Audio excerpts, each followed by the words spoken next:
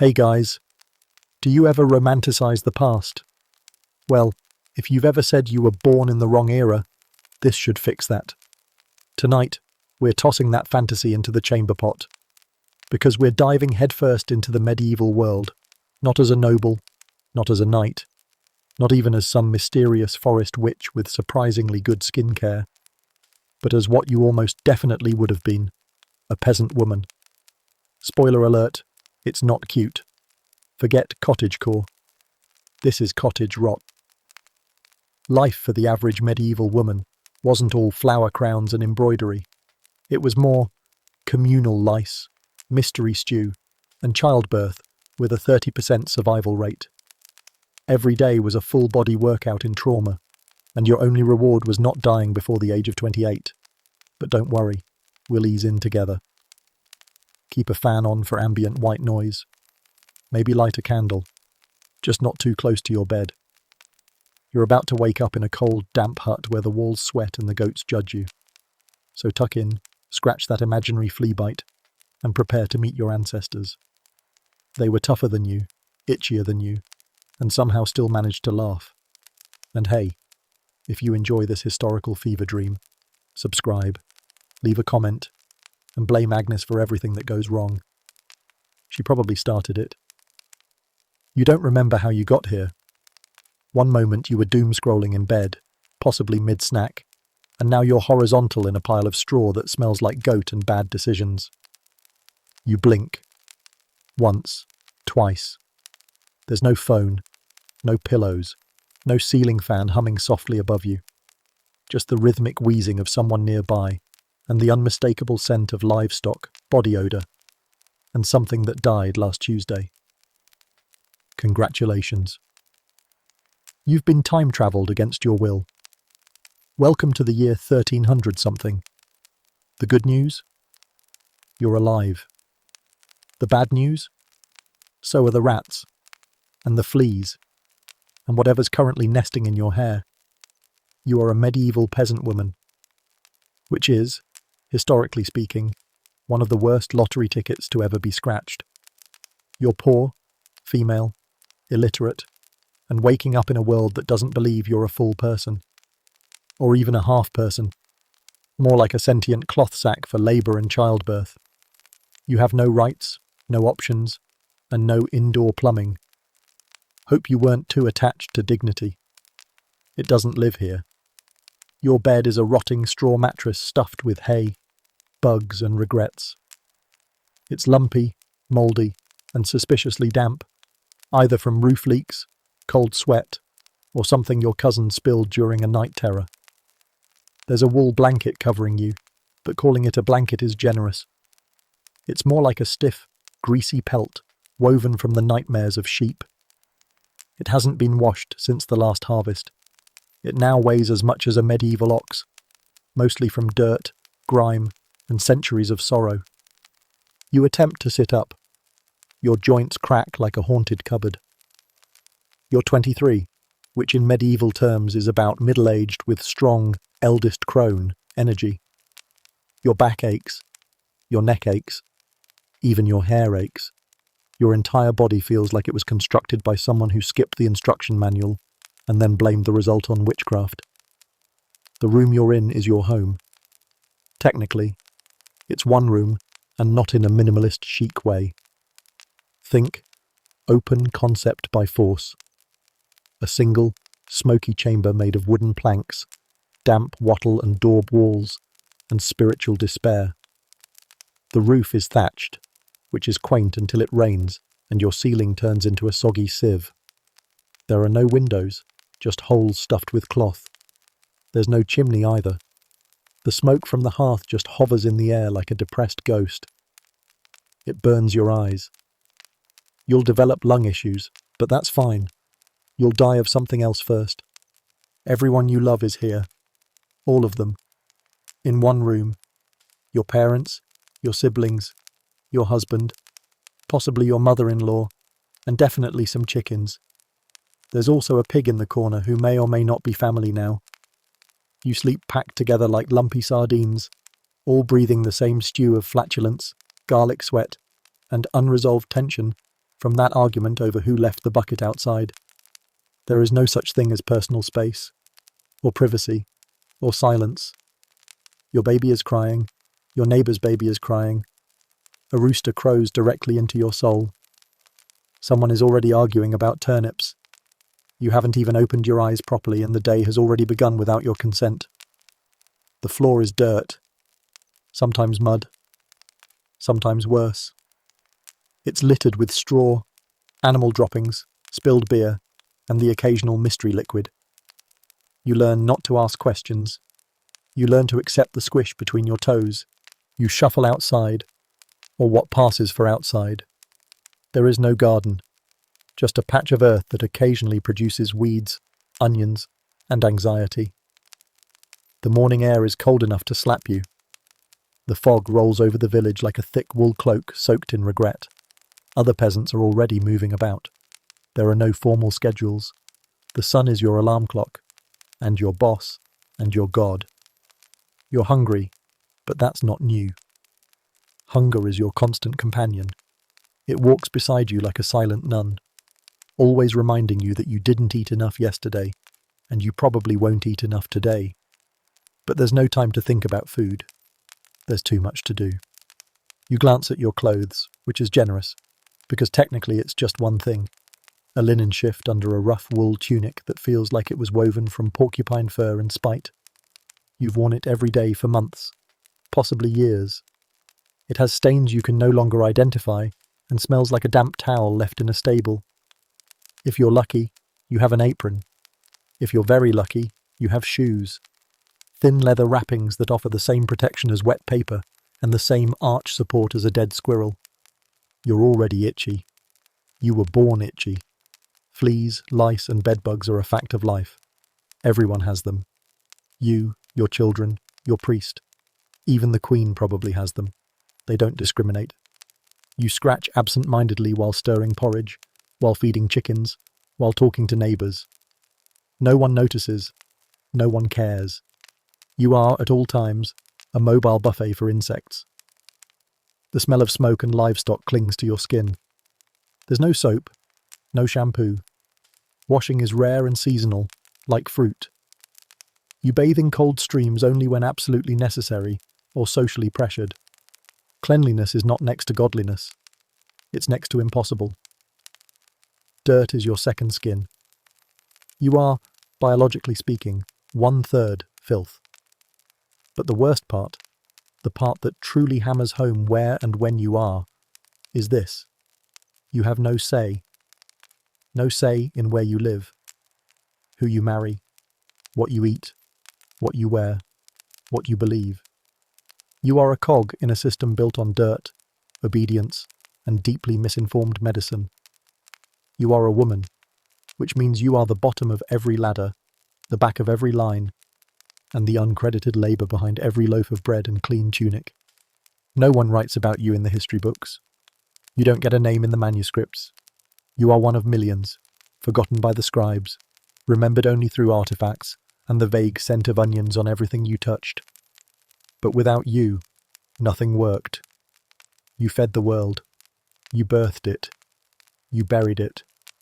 And somehow, despite the bone-deep exhaustion, the filth, the hunger, and the unrelenting grind of survival, you laugh.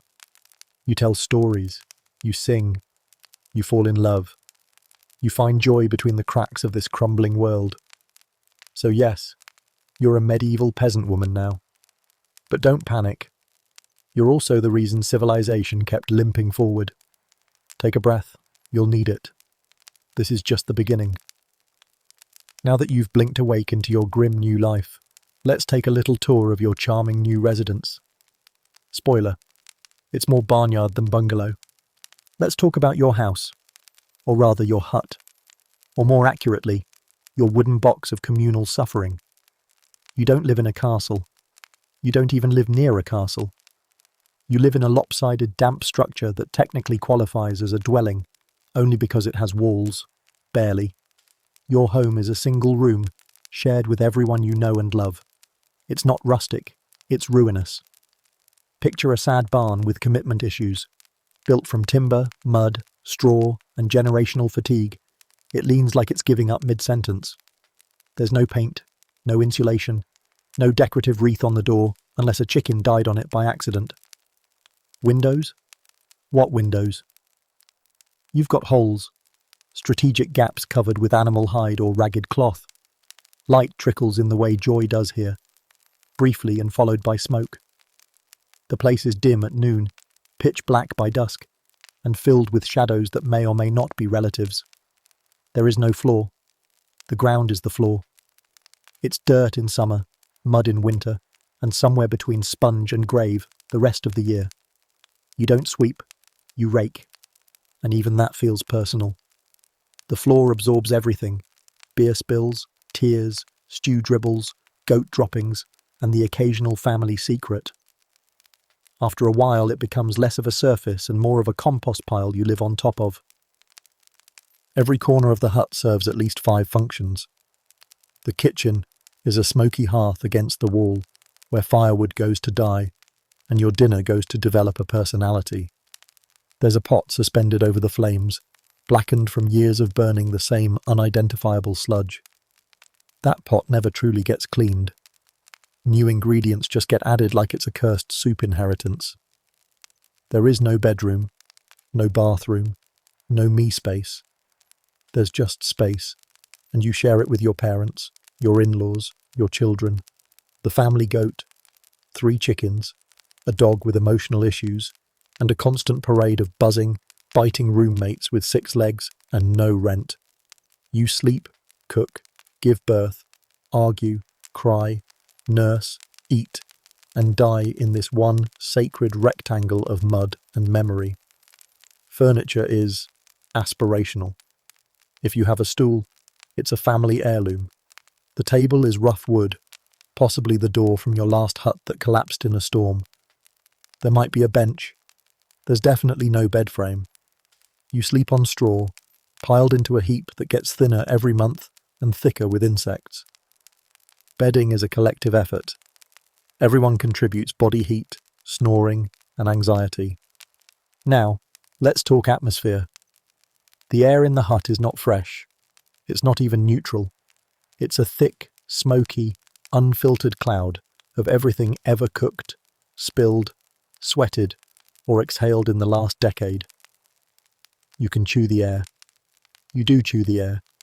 It coats your lungs like medieval wallpaper. There's a fire burning most days, even in summer, not for comfort, but to cook and try, and fail, to warm the room. There's no chimney, so the smoke just swirls around, slowly seasoning your entire family like a pack of meat you're not rich enough to own. And then there's the smell.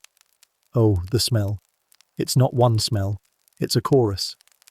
A pungent symphony of mildew, unwashed bodies, old cheese, wet hay, and something that was once alive but now just feels like a warning. There are herbs hanging from the beams to mask the odour, but all they really do is add a new note of bitter rosemary to the already overwhelming stench of despair. Privacy? What a charming modern idea. In your hut, privacy doesn't exist. You are never alone. Not physically, not emotionally, not even spiritually. Your mother is in the corner murmuring to a saint. Your child is latched to your breast. Your husband is snoring so loudly the chickens have trauma. You can't change clothes without at least one relative watching. You can't go to the toilet without stepping outside and praying nobody follows, or already beat you to the bucket. Life is communal. Pain is communal. So is everything else. You eat from the same pot, wear variations of the same tunic, and share one blanket that smells like boiled moss. If someone in the family gets lice, you all get lice. If someone brings home a sickness, you're all coughing into the same sadness within 48 hours. The household is your workplace, your kitchen, your hospital, your birthing room, and your coffin, depending on the day. As the woman of the house, you're expected to manage it all. Keep the fire going, the children alive, the stew from becoming sentient, the husband from dying of incompetence. You're the emotional nucleus and the physical labour force. Your role is central. Your recognition is zero. You do laundry, badly, mend clothes with your teeth if necessary, and patch the roof with whatever isn't currently on fire. When food is scarce, you're the one who eats last, or not at all. When someone gets sick, you're the nurse. When someone dies, you're the mourner. There is no off switch, just different levels of emergency. The social expectations inside your hut are just as heavy. You're expected to be modest, obedient, devout, and hard-working. Complain, and you're a scold. Speak up too much, and you're a witch. Fail to produce children, and you're cursed. Produce too many, and you're careless. Everything you do is either not enough or too much, and you are blamed accordingly. And then there's the silence. Not the peaceful kind, but the heavy silence that falls after a hard day of labour, when the fire's dying down and everyone is too tired to speak. That's when the weight of it all sinks in.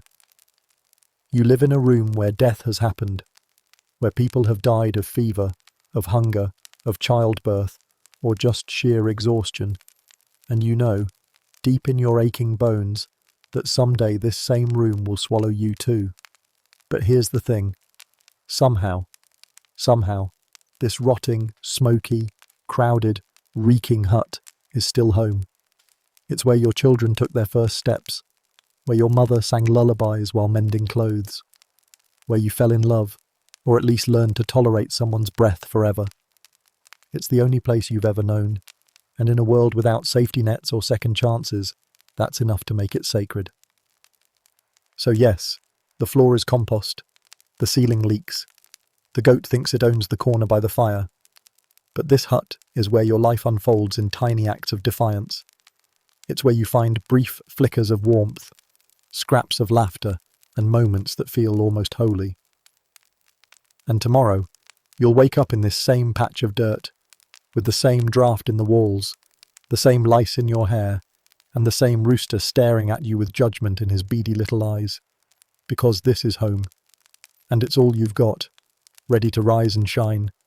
Of course you're not, but medieval mornings don't care. They arrive loud, cold, and smelling suspiciously like livestock urine. Let's get up. There is no alarm clock, no gentle sunrise playlist, no overpriced smart bulb that imitates natural light. Instead, you wake up to the sound of someone sneezing into your face, the faint cluck of a chicken pecking your feet, and the unmistakable squelch of something bad on the floor nearby. Welcome to morning in the medieval hut. The day begins not with a stretch, but a grim negotiation between your body and the physical laws of suffering. You're 22. Your joints are 87. Your spine feels like it's been cursed by a travelling bard. You try to sit up, but your shoulders protest, your knees pop like boiling beans, and your back cracks so loudly that even the goat looks alarmed. Your body is a medieval percussion section, and every note says, "You didn't stretch yesterday, or any day, ever." You peel yourself off the straw mattress, or what's left of it. It started life as hay, but has spent the last year slowly composting beneath your body. It smells like goat pee and fermented sadness. There's a patch of damp near your hip. You don't ask questions anymore. Your blanket is technically a pelt. It's heavy, scratchy, and permanently damp with something that may once have been stew or childbirth related. You share it with at least 2 other people, and possibly a dog, depending on the season. All around you, life begins to stir. Your husband groans beside you. Your toddler kicks you in the ribs. Your mother is muttering something about demons in her dreams, and your cousin is already arguing with a rooster. The rooster is winning. Everyone's waking up at once in a tightly packed game of whose elbow is in my eye socket. You try to get to your feet. It's not graceful. You wobble like an ancient willow in a thunderstorm. The floor is either wet, sticky, icy, or crusted with something you definitely don't want to analyze before breakfast. You step on it anyway, barefoot, because shoes are a luxury and also missing again. Probably stolen by a pig. Again. You hobble to the corner of the room and pull on your only outfit. It's a rough wool tunic that scratches in places you didn't know had nerve endings. It used to belong to your aunt, or her aunt. Someone died in it, probably. It smells like wood smoke, onions, and thyme. It's been mended so many times, it has the structural integrity of a spider web and the aesthetic of damp burlap. It hangs awkwardly on your frame, too short in the arms, too long in the body, too tight in the thighs. Underwear? That's adorable. You don't own any. Maybe a linen shift, if you're rich in both fabric and luck. Otherwise, it's your bare behind under a coarse tunic and a whispered prayer to St. Chaffwood. You might attempt to brush your hair, except your comb was lost months ago, and your hair is currently a sentient mat of sweat, ash, and nesting material. So instead, you tie it back with a strip of cloth that once had a purpose and now just exists to hold chaos. Feminine hygiene? Let's talk about that beautiful modern myth. Tampons don't exist. Pads don't exist. Not even the idea of a discreet pocket product. If you're menstruating, you stuff your under-tunic, if you even have one, with moss, rags, or whatever absorbent miracle you can find that isn't already on fire. If you're lucky, it doesn't chafe. If you're not lucky, you get an infection and a personal conversation with God. There are no painkillers, no heating pads, no privacy, just you, sitting by the fire with a bowl of pottage and a uterus that feels like it's trying to dig its way out with a pitchfork. And if you dare complain, you're weak, you're dramatic, you're possibly possessed. You try to clean your face. There's no mirror. You use a dented pot lid with just enough shine to reflect your haunted eyes. You wipe your skin with a damp cloth. Damp from what, we don't ask. And maybe rub in a bit of pig fat to moisturize, if it's winter. Your skin feels like bark. Your lips are cracked. Your nose drips. Your cheeks are either red from cold or from sleeping face down in an onion pile. Could be both. Outside, the sun hasn't risen yet, but the village is already groaning to life. You hear your neighbour shouting at her children, the sound of water sloshing in a bucket, the slap of bare feet on cold earth. Somewhere, someone is already screaming about firewood. Probably Agnes. She always screams about firewood. You shuffle toward the door, ducking your head under the beam you hit every morning. The door is a slab of wood, held together by prayers and wishful thinking. You open it, and step into a world that smells like wet dog, old beer, and frostbite. Morning in medieval Europe has no chill. It's all frost and fumes. Your breath fogs in front of you. Your feet are already numb. You take a moment to glance at the horizon, the grey sky, the skeletal trees. It's beautiful, in a cold, apocalyptic way. You take a deep breath, and immediately regret it. The wind carries a strong bouquet of manure, wood smoke, and something you suspect is rotting cabbage. You turn back inside, where the fire is sputtering, the baby is crying, and your husband is still somehow asleep. You stoke the flames with a stick that used to be part of a roof, or maybe a cousin's toy.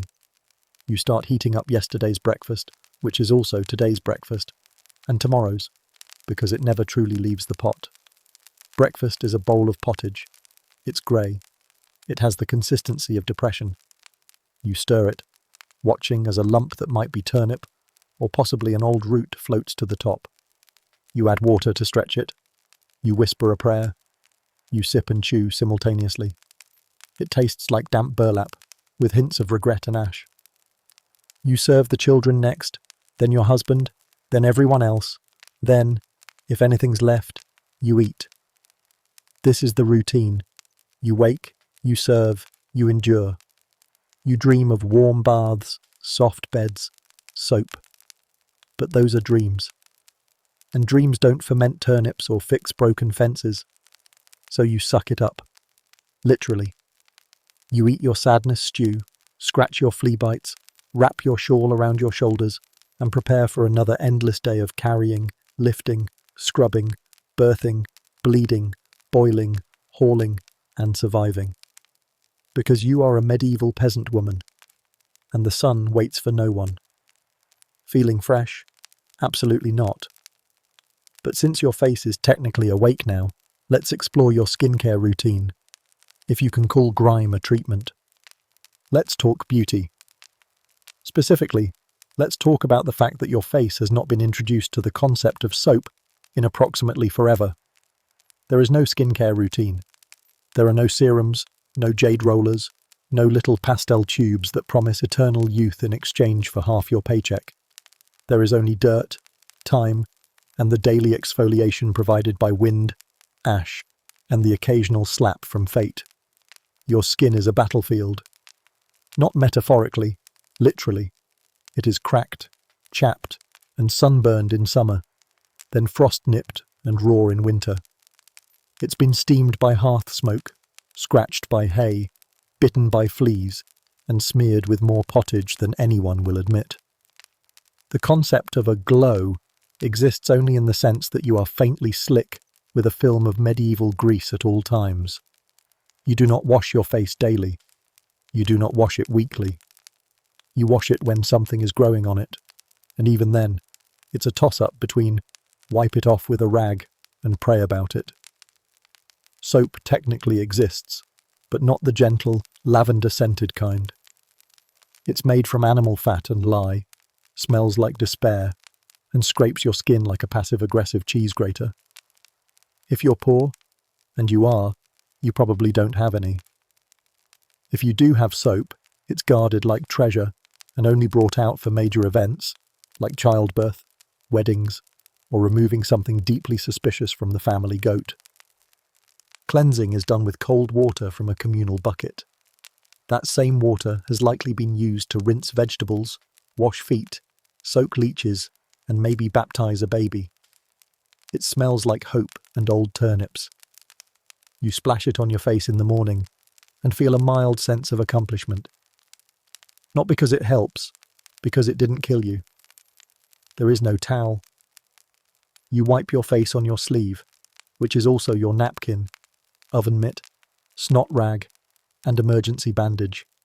It's multifunctional and never clean. Moisturizer. Try pig fat. That's right.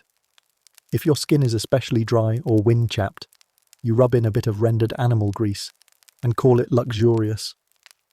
Bonus, it also repels certain bugs. Downside, it attracts every dog within a 3-mile radius. Got acne? Too bad. There's no concealer, no pimple patch, no clever little sticker infused with salicylic acid. You just get to live with the pustule, name it if it stays long enough, and hope it doesn't turn into something biblical. Cysts? Possibly demonic. Rashes? Definitely a curse. Warts? Time to start wondering which neighbour hexed you during Lent. And if your skin becomes seriously infected, which it will, you have a few options. Rub an onion on it. That's it. Just onion.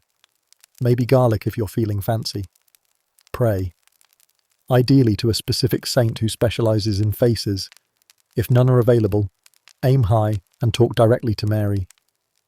Apply a poultice, usually made from crushed herbs, mouldy bread, and hope. Bound to your skin with a strip of wool that's probably dirtier than the wound. If none of that works, the village healer may suggest leeches, bleeding, or applying a cold, wet chicken to your forehead. It won't help your skin, but it will distract everyone. Hair care is also part of your skin experience, mostly because it directly contributes to the layer of filth currently colonizing your scalp. Let's be honest, your hair is less crown of glory and more bird's nest with a backstory. You don't shampoo. You don't have shampoo. You don't even have the word shampoo. That won't exist for centuries. What you have is water, a vague sense of hope, and maybe a jar of leftover beer, if no one drank it at breakfast, which is unlikely. So, if your hair gets washed at all, it's rinsed once in a medieval moon, with whatever liquid isn't crawling with parasites. Some women use vinegar or rainwater. Some try lye soap, which burns more than it cleans and smells like a boiled argument. If you're feeling especially fancy, you might infuse the water with herbs. Rosemary, if it's in season, mugwort, if you're feeling witchy, or thyme if you want your scalp to smell like funeral stuffing. But mostly, you don't bother. You braid it tightly to keep it out of your face. You pin it back with a bent hair needle made from bone or wood. You wrap it under a scarf, a coif, or a veil, not out of vanity, but because it's the only line of defense between your head and the plague of insects trying to lease space there. Dandruff? Constant. Dry scalp? You wouldn't know. There's so much oil build-up it's basically waterproof. Your hair could repel rain like a thatched roof. Lice? That's not a problem. That's a lifestyle. You don't get lice, you live with lice. Generations of them. Whole civilizations. They know your blood type and send Christmas cards. You and every other woman in the village spend at least one evening a week picking through your children's hair like underpaid, emotionally defeated primates, crushing lice eggs between your fingernails and muttering prayers like, "Dear Lord, please smite these scalp demons, or at least make them easier to catch." It's not a beauty ritual. It's a survival tactic. 1 part hygiene, 2 parts religious penance. Sometimes you burn the comb after. Sometimes the comb catches fire from all the built-up oil. Either way, the smell of boiled lye, burned hair, and generational frustration drifts out of every household like a domestic smoke signal of surrender. It's how you know the neighbour's family is having their monthly delousing. It's also how you know not to borrow their hat. There are no salons. There are no haircuts, unless it's out of necessity or punishment. Some women shear their hair if they're mourning. Others lose it to illness, infection, or religious orders.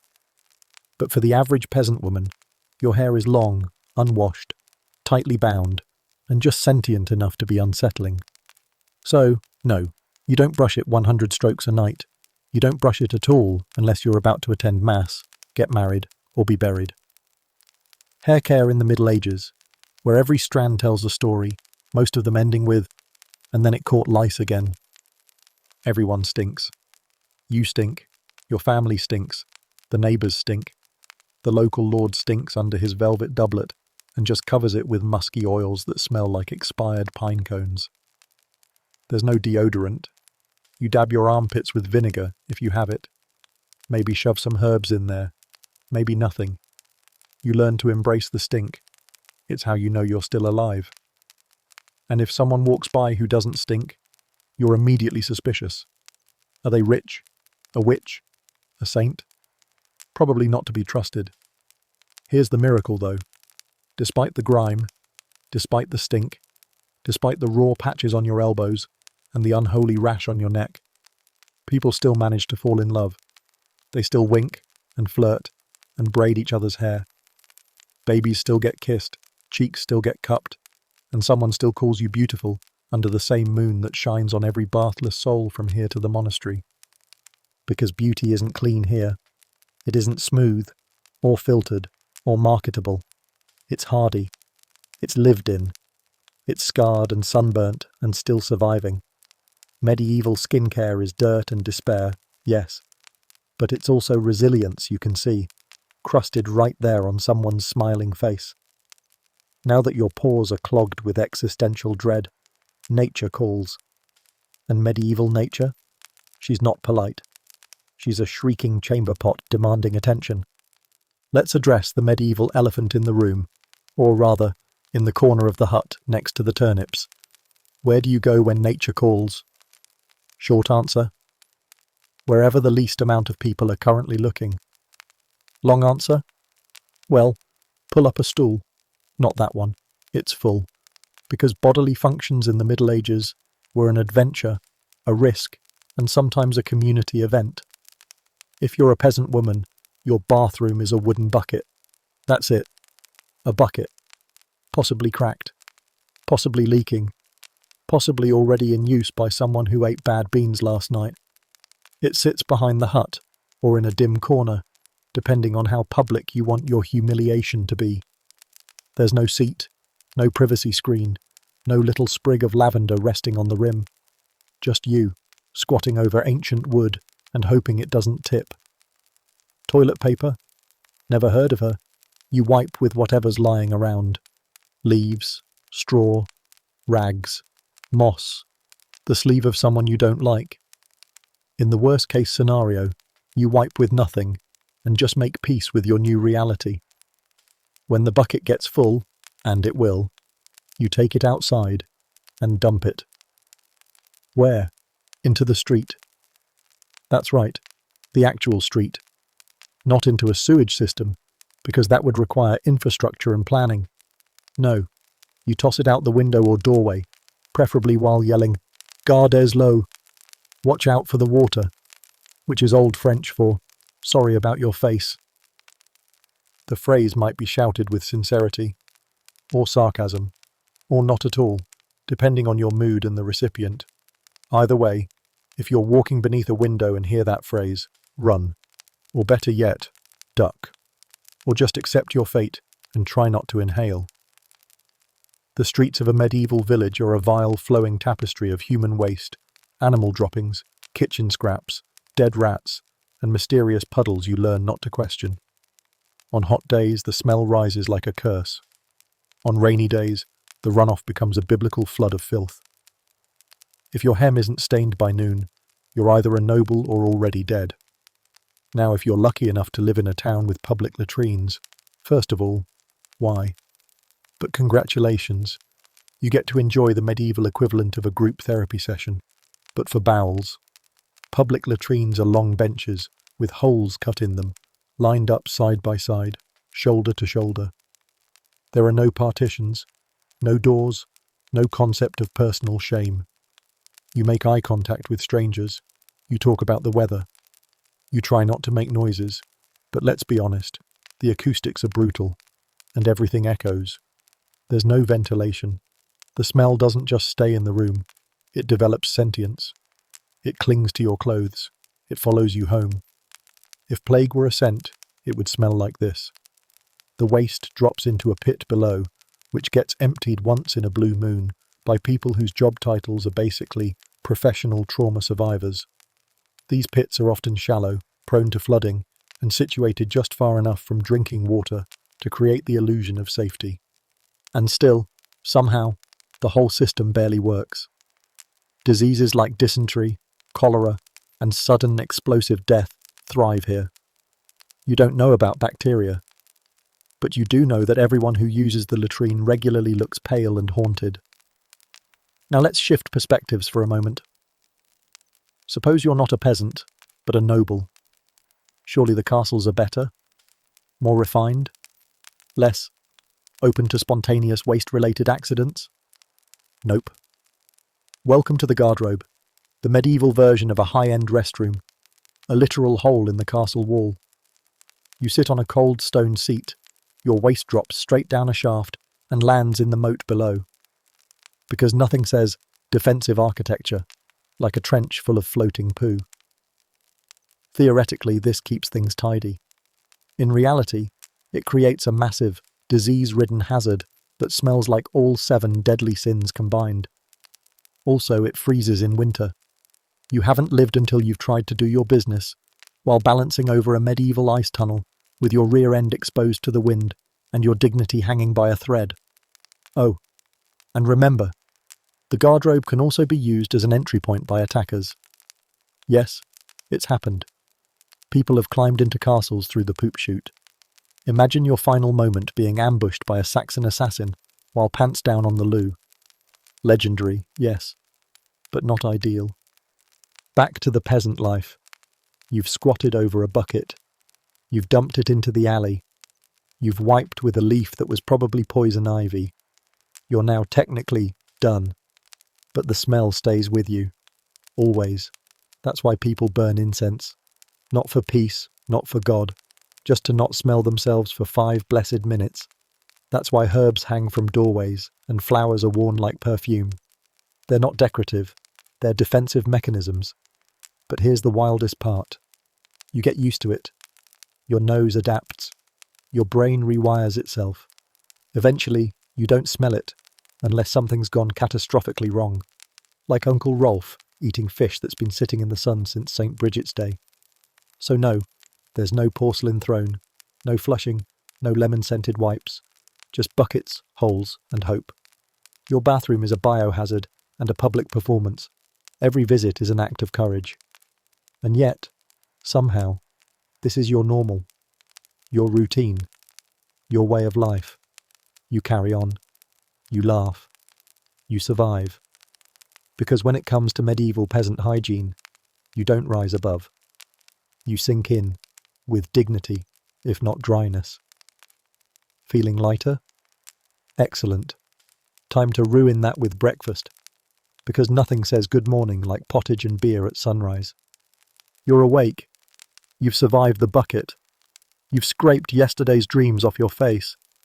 And now your stomach begins to make the noise, that hollow, gurgling growl that sounds less like hunger and more like a small animal slowly realizing it's trapped in your gut. And time for breakfast. Sort of. Maybe. There's no menu, no eggs, no toast, no coffee, no little oat milk latte with a heart drawn on top by someone named Dahlia who listens to sad French jazz. No. What you have is a pot of pottage that has been cooking for the better part of several weeks. Pottage isn't really a dish. It's more of a concept. A thick, greyish sludge of grains, water, root vegetables and whatever else didn't walk away fast enough. You don't make pottage fresh. You maintain it. Like a sourdough starter, but without the whimsy.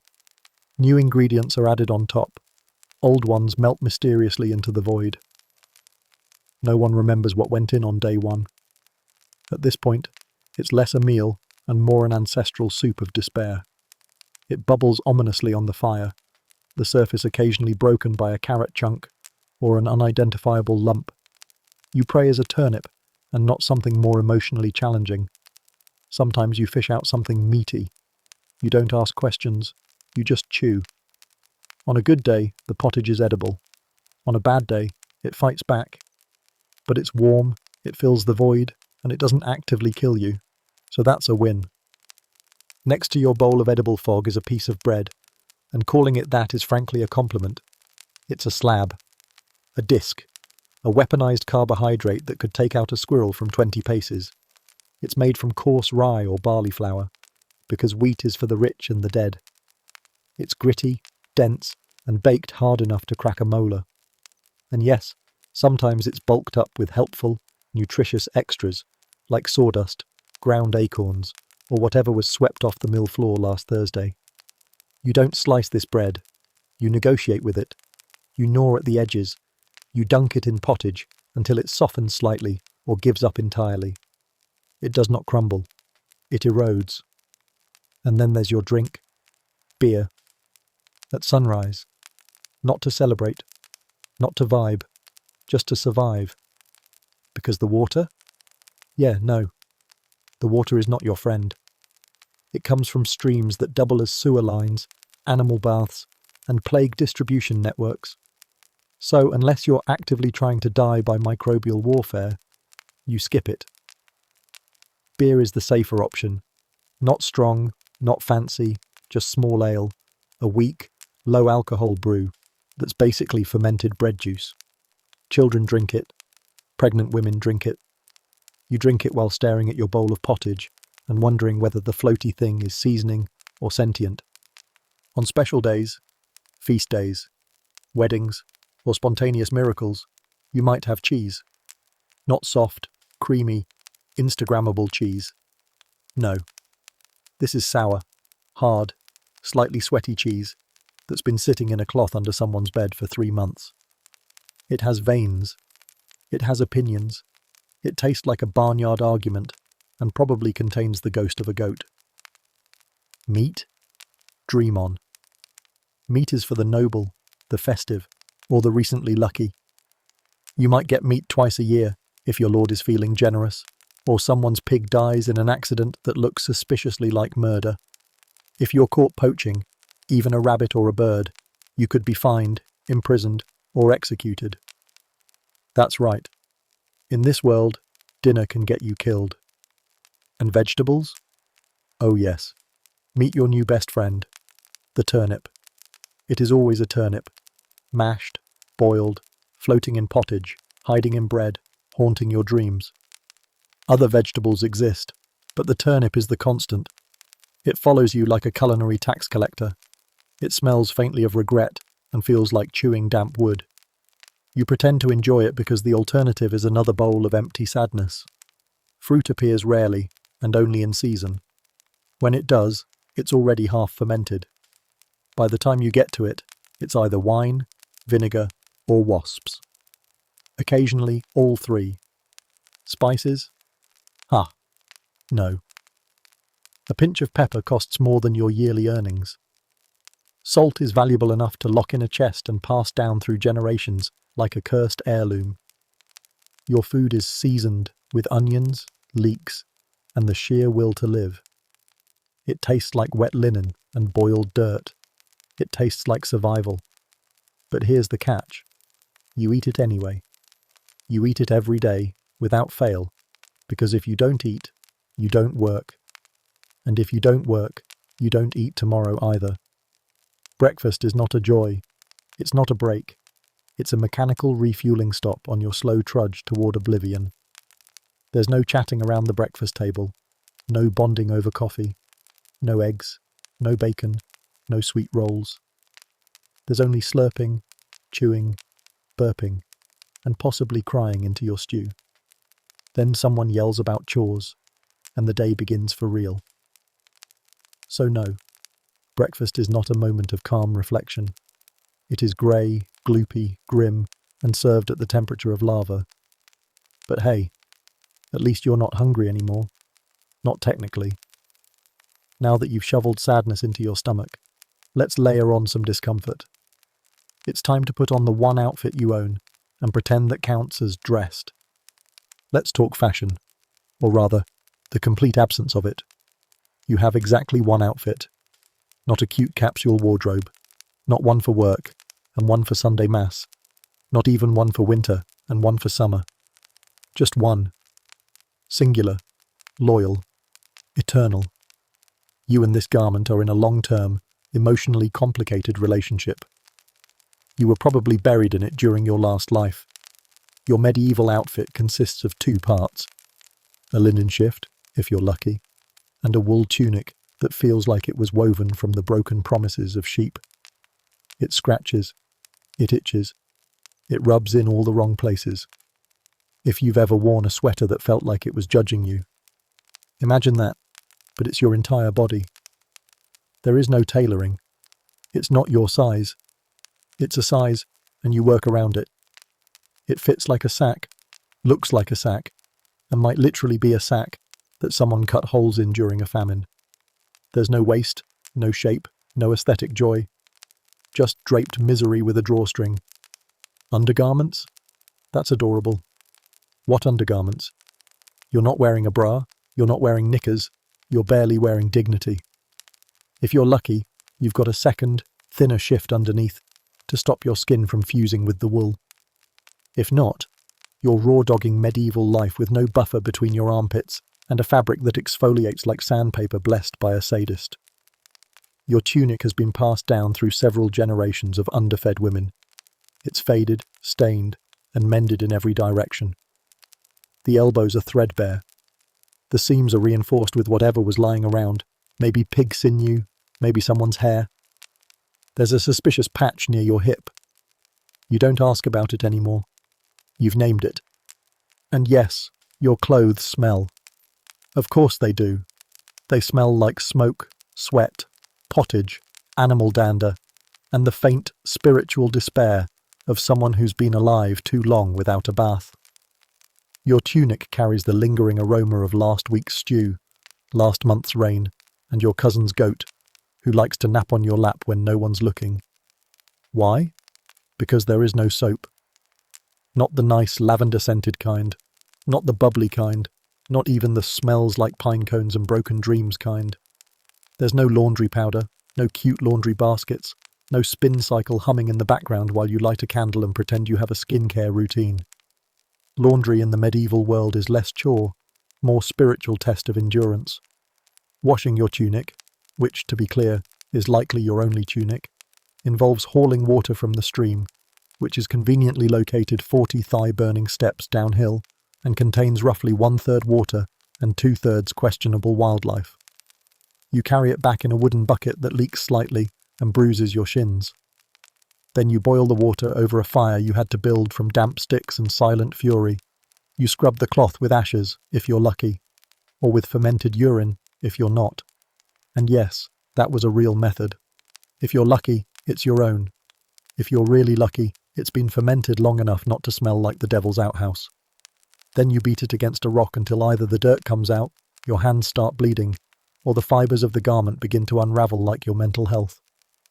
By the time it's rinsed, wrung, and draped over a bush to dry, you're exhausted, slightly damp yourself, and wondering if spiritual cleanliness counts for something, because physical cleanliness sure doesn't. So, do you wash your clothes often? No, of course not. You let them marinate. You wear them into the field, into church, into childbirth, into funerals, and then back into the field again. You sleep in them. You sweat in them. You wipe your hands on them. If it's summer, your sweat cooks into the fabric. If it's winter, the cloth freezes while you're still wearing it, turning your sleeves into icy gauntlets of regret. If it rains, the tunic becomes a cold, damp second skin that clings to your soul like an unwanted moral lesson. And yet, you keep wearing it. Why? Because your options are wear the itchy sack of misery you own, or wear nothing and cause a theological crisis. This is a world where female ankles are considered morally destabilizing, where a glimpse of shin could send a monk into a confessional spiral, where showing too much forearm is a scandal, and wet fabric outlining your knee is practically grounds for exorcism.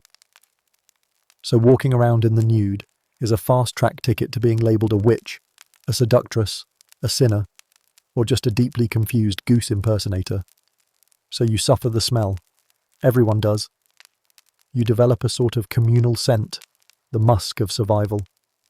And while no one may say it to your face, they all know. You know. The goats definitely know. But that's life. You stink. But at least you're still here. Now let's talk accessories. You might own a belt made from rope, hide, or a miracle. You use it to hold up your knife, your keys, or your will to live. You might also have an apron, which is the only thing standing between your dress and the tidal wave of stew, soot, and goat fluids you're constantly dodging. Headwear? Yes, actually. Married women cover their hair. Not for fashion, but to remind the world that you've been claimed like a piece of property with legs. So, you wrap it in a scarf or cap, usually linen, sometimes wool, always itchy, and pin it in place with bone or metal. It does nothing to keep you warm. It does everything to signal, this uterus is under management. Now, shoes. Let's have a moment of silence for your feet. You don't have shoes. Or if you do, they are barely distinguishable from the idea of shoes. They are thin, cracked leather pouches tied around your feet with string, offering the same protection as a wet paper napkin. There's no sole. There's no tread. There's no arch support. There is only the constant reminder that you are one sharp rock away from needing a priest. Most days you go barefoot, through mud, through dung, through fields of sharp weeds and blunt trauma. Your toes are permanently brown. Your heels are calloused into geological formations. You have developed the medieval equivalent of hooves. Getting dressed is not a ritual of self-expression. It's not a moment of joy or confidence. It's wrapping yourself in discomfort and bracing for the day. And yet, you do it. Every morning, with no mirror, no moisturizer, no one complimenting your fit. You do it knowing full well no one will care, because no one's looking. You are invisible. Your body, your clothes, your labour. It's all expected, not celebrated. Still, you tie your hair, cinch your belt, squint at the horizon, and step out into the cold, muddy world in your one dress, your zero underwear, and your deeply unbothered attitude. Because if history isn't going to see you, it can at least hear you coming, thanks to your crunchy wool tunic and the sound of you cursing softly with every barefoot step. Clothes on? Great. Hope you didn't plan to sit down, because your day is about to be filled with feeding mouths, wiping noses, and slowly losing the will to live. If you're a medieval peasant woman, odds are high, astronomically high, that you're a mother, or about to be, or recovering from being, or praying not to be again this month. Welcome to Childcare, 1300s edition. There are no parenting books, no organic teething biscuits, no sleep training. Your entire guide to motherhood is try to keep the child alive, fed, and away from the goat's mouth. Success rate, variable. By the time you're in your teens, maybe even earlier, you've either had your first baby, or you're being nudged aggressively in that direction by your mother, your priest, your mother-in-law, and the general weight of patriarchy. There's no such thing as waiting until you're ready. You're ready when your body is shaped like a fertility diagram, and your period is no longer considered mystical. Once you're married, and sometimes even before, you start having children. Lots of them. Not because you're trying to build your own personal village, but because birth control doesn't exist, and life is cheap. Infant mortality is sky high. You're playing roulette with your uterus, and every spin could end in heartbreak, infection, or twins. And yes, miscarriage happens. All the time. But it's not whispered about in hushed tones of compassion. It's treated like weather. Sad, yes, but inevitable. People offer a nod, a murmur, a shrug, and move on. There's work to do after all, and you'll probably be pregnant again by next week. Pregnancy itself is a one-way ticket to suffering. There's no prenatal care, no vitamins, no ultrasounds. You eat what everyone else eats, usually not enough, and pray that your body, already underfed and overworked, can somehow grow a whole human while also hauling buckets and scrubbing turnips. You labour in the same room you cook in, and you might die there too. When the baby comes, there's no anaesthesia, no epidural, no soothing playlist. Just you, some boiling water, a few herbs, a rag to bite down on, and the strong possibility of your mother yelling at you to stop screaming because the neighbours are trying to pray. If you're lucky, a midwife is there, a woman who's seen it all, done it all, and can help get the baby out without also removing your soul. If you're unlucky, it's your cousin Agnes, with a rusty knife and a lot of enthusiasm. Once born, the baby is cleaned with a scrap of cloth, baptised within days, because plague waits for no one, and named something like God Gifu, or Wolf Win, or Osbert, names that sound less like children and more like elderly sheep. And then the work begins. Babies are swaddled, tightly, like cocooned, wrapped up like little sausages in cloth, their arms pinned to their sides, their movement restricted in a way that would concern any modern child psychologist. But this is the 1300s. You're not worried about developmental milestones. You're worried about dropping them in the fire. If you're breastfeeding, and you are, that's your job now. No bottles, no formula. Just you, the baby, and your body's ability to keep producing milk despite stress, starvation, and a husband who thinks your only postnatal craving is his dinner. You might nurse for years, not out of bonding, but necessity, because other food isn't safe, available, or chewable yet. As the child grows, so does your to-do list. Because in medieval Europe, kids don't get childhoods. They get tasks. By age 5, they're working. Feeding chickens, hauling water, gathering sticks, pulling weeds, avoiding open fires and angry geese. School? That's for boys. Rich boys.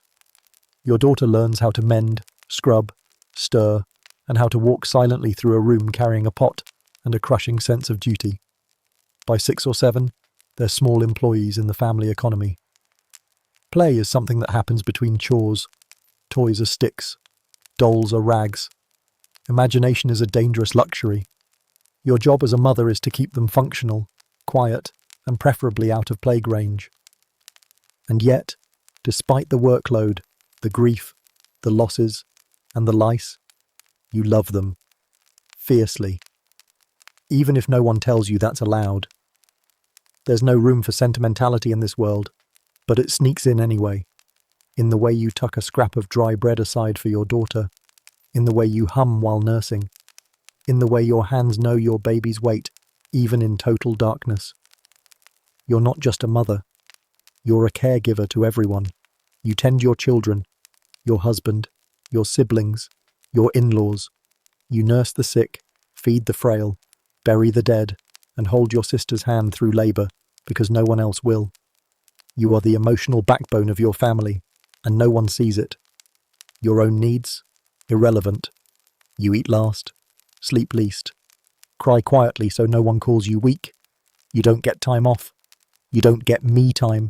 You don't even get a word for burnout because it's assumed from birth. You just keep going. And when your child dies, which they might, from fever, famine, or a bad turnip, you grieve in silence. You wrap them in cloth, carry them to the churchyard, and pray with everything left in you. There's no therapy, no support group, no space to fall apart. There's only the next child, the next task, the next breath. Motherhood in the Middle Ages is constant, brutal, and invisible. You are expected to produce, raise, and replace children with mechanical efficiency and emotional silence. You are a womb, a nurse, a cook, a mourner, and a shepherd of souls. And yet, somehow, you love. You love in quiet acts, in boiled broth, in lullabies sung through cracked lips, in the way you braid your daughter's hair with fingers that ache from spinning wool all night. You love because it's the only rebellion you're allowed, the only magic no one can take from you. So when someone says women in history just raised the kids, you can smile. Because you know the truth. You didn't just raise them. You held the world together with one hand, a baby on your hip, and grief under your tongue. Raising kids wasn't enough? Good, because now you get to do actual work. All of it. In the field, in the kitchen, in your soul.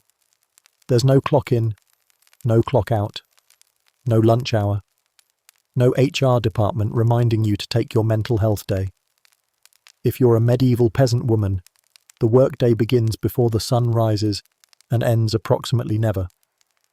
You are always working, always, every hour, every minute. Every breath you take is sandwiched between labour, worry, and possibly a chicken pecking at your ankle, while you knead dough with one hand and chase a toddler with the other. Let's break it down, not so you can schedule it, but so you can fully appreciate the never-ending onslaught of physical, emotional, and existential labour that is your daily life. You wake up before the rooster, not because you want to, because you have to. Someone has to stoke the hearth, milk the goat, feed the children, slap your husband awake, and figure out if that weird smell in the corner is dead rat or just last week's laundry fermenting into a new life form. You throw on your wool tunic, see previous section. It's itchy, heavy, and emotionally abusive. And get moving. First task, bread. Bread isn't a quick fix. Bread is a process. You grind the grain, by hand. Your hands are already blistered. Your millstone is ancient and keeps jamming. The flour is coarse, full of grit, and probably contains a few beetles you don't bother removing anymore because, hey, protein. Then you mix it with water, salt if you're blessed, and maybe yeast, if the air felt cooperative last week. You knead it while yelling at your children to stop sword fighting with firewood. Then you bake it in a communal oven, hoping no one else stole your turn or your actual loaf. The bread rises, you spin wool. Because of course you do. Wool doesn't spin itself, and clothes don't just appear out of the ether like at some sorcerer's bazaar. You card it. You spin it. You wind it. You dye it if you're lucky enough to have plants for colour, or else everyone wears dirt brown year-round. You might weave it into cloth. You might trade it for eggs. You might hoard it because you're down to one tunic, and the armpits have seen better centuries. It's back-breaking, thumb-numbing, eye-straining work, and you do it while squatting in the corner of your hut, balancing a baby on your lap. and occasionally swatting flies with your elbow. After breakfast, see, boiled sadness and beer, you head to the fields. Yes, you. Just because you're a woman doesn't mean you get to skip the field work. Equal rights, medieval style. Everyone suffers together. You help plant, weed, harvest and haul. The tools are primitive. The ground is hard. The sun is punishing. Your back already hurts. Your feet are bare, and your hands are raw. You carry bundles of sticks, pails of water, baskets of vegetables, and sometimes your own exhausted soul. If your husband is ploughing, that often means he's doing the heavy work, while you do literally everything else around it. Clearing rocks, collecting seeds, shoeing animals, and providing emotional support that goes entirely unrecognized. Oh, and while you're out in the field, the housework doesn't stop. It just waits menacingly for your return.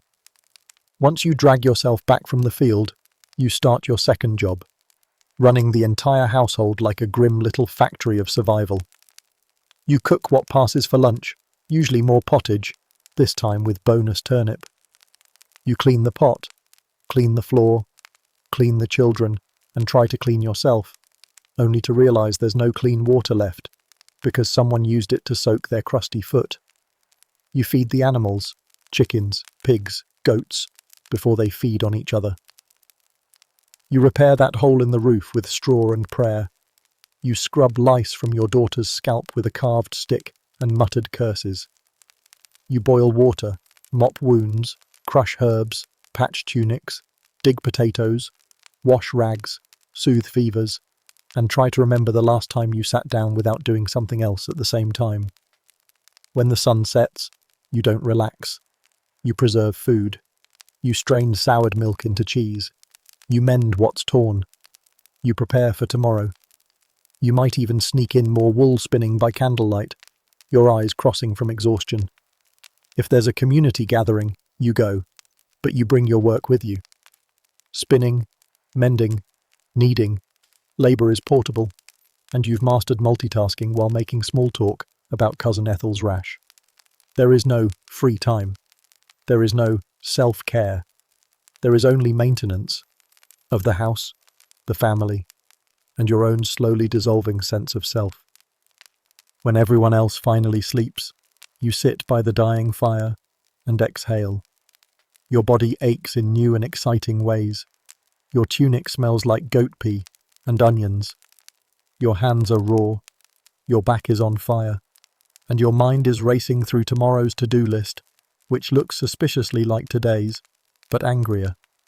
You lie down on your straw mattress, sharing space with at least 2 kids and a husband who farts with the enthusiasm of a warhorse. The roof leaks. Your neck is stiff. Something bites your ankle. You blink in the dark, and for a brief moment you dream of rest. Then the baby cries. And you get up, because that's what you do. All day, every day, without breaks, without thanks, without stopping. You are a medieval peasant woman. You bake the bread, you tend the sheep, you hold the baby, you pull the weeds, you spin the wool, you bury the dead, you live, you labour, you endure. And somehow, through all of it, you keep going. Because if you don't, no one will.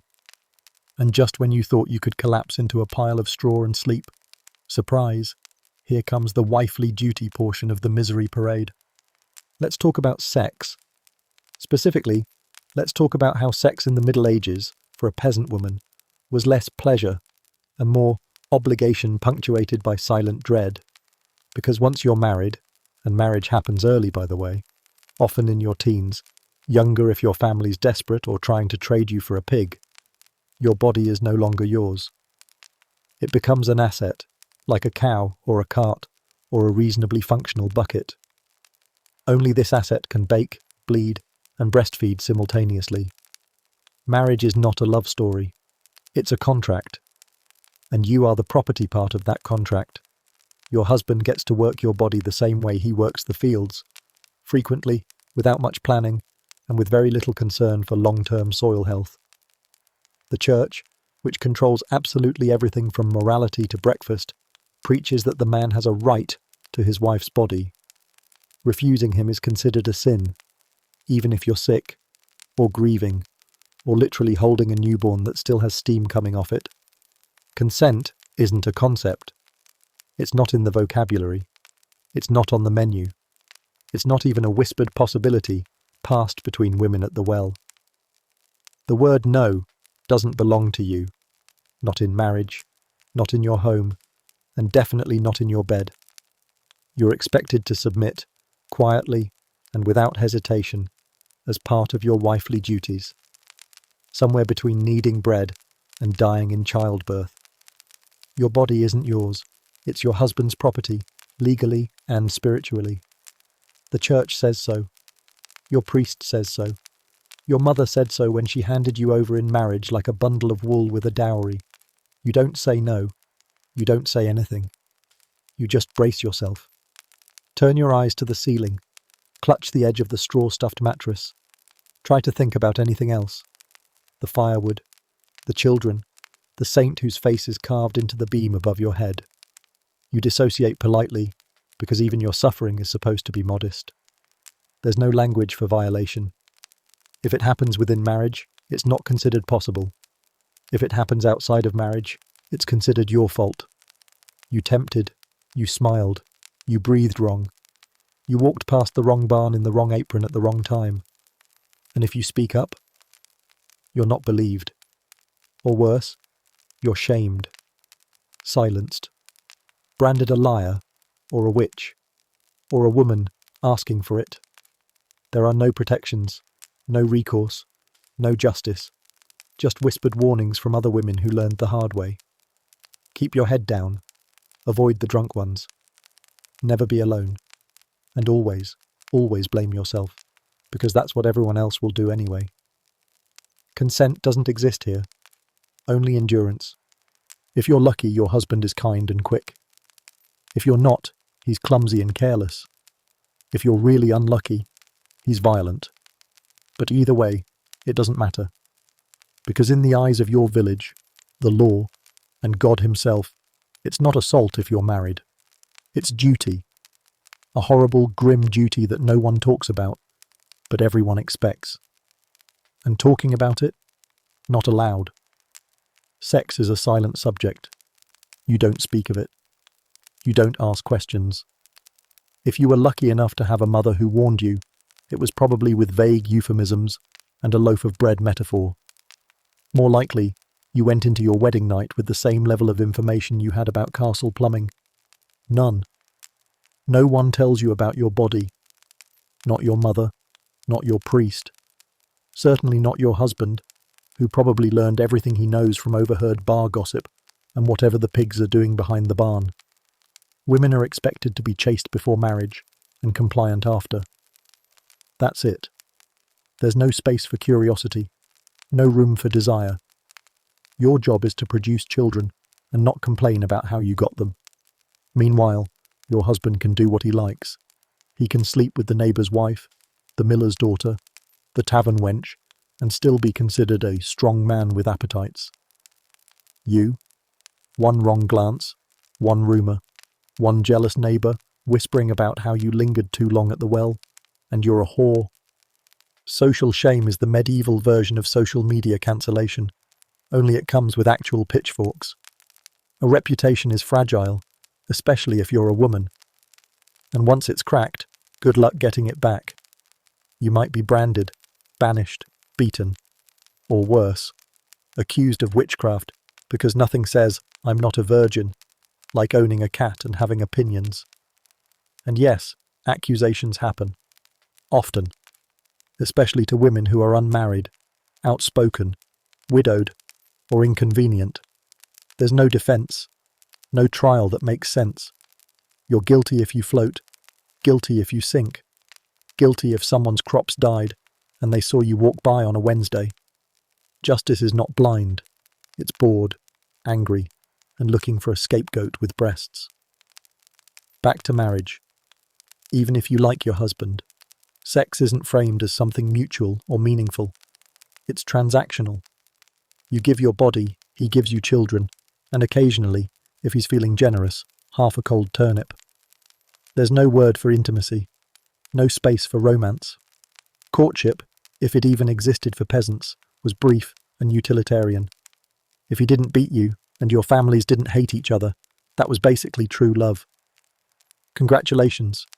And when things go wrong, when you're too tired, when he's too rough, when your body says no but your mouth doesn't dare, you carry it alone.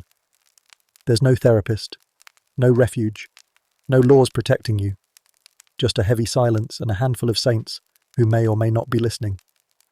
Even among other women, you tread carefully, because any sign of immorality reflects not just on you, but on your entire household. Your mother-in-law, your sisters, your children, they all suffer if your skirt's reputation so much as flutters in the breeze. But here's the grim miracle. You endure. Somehow, through all of it, the voiceless nights, the bruises you don't mention, the pregnancies you didn't ask for, and the babies you bury with your bare hands, you keep going. You raise your children. You hold your friends. You pass on warnings in the form of lullabies and bread recipes. You teach your daughters to survive. You teach your sons not to become monsters, or you try. And if you're ever lucky enough to find a spark, love, lust, or even simple kindness, you hold on to it with both hands. You treasure it. You hide it.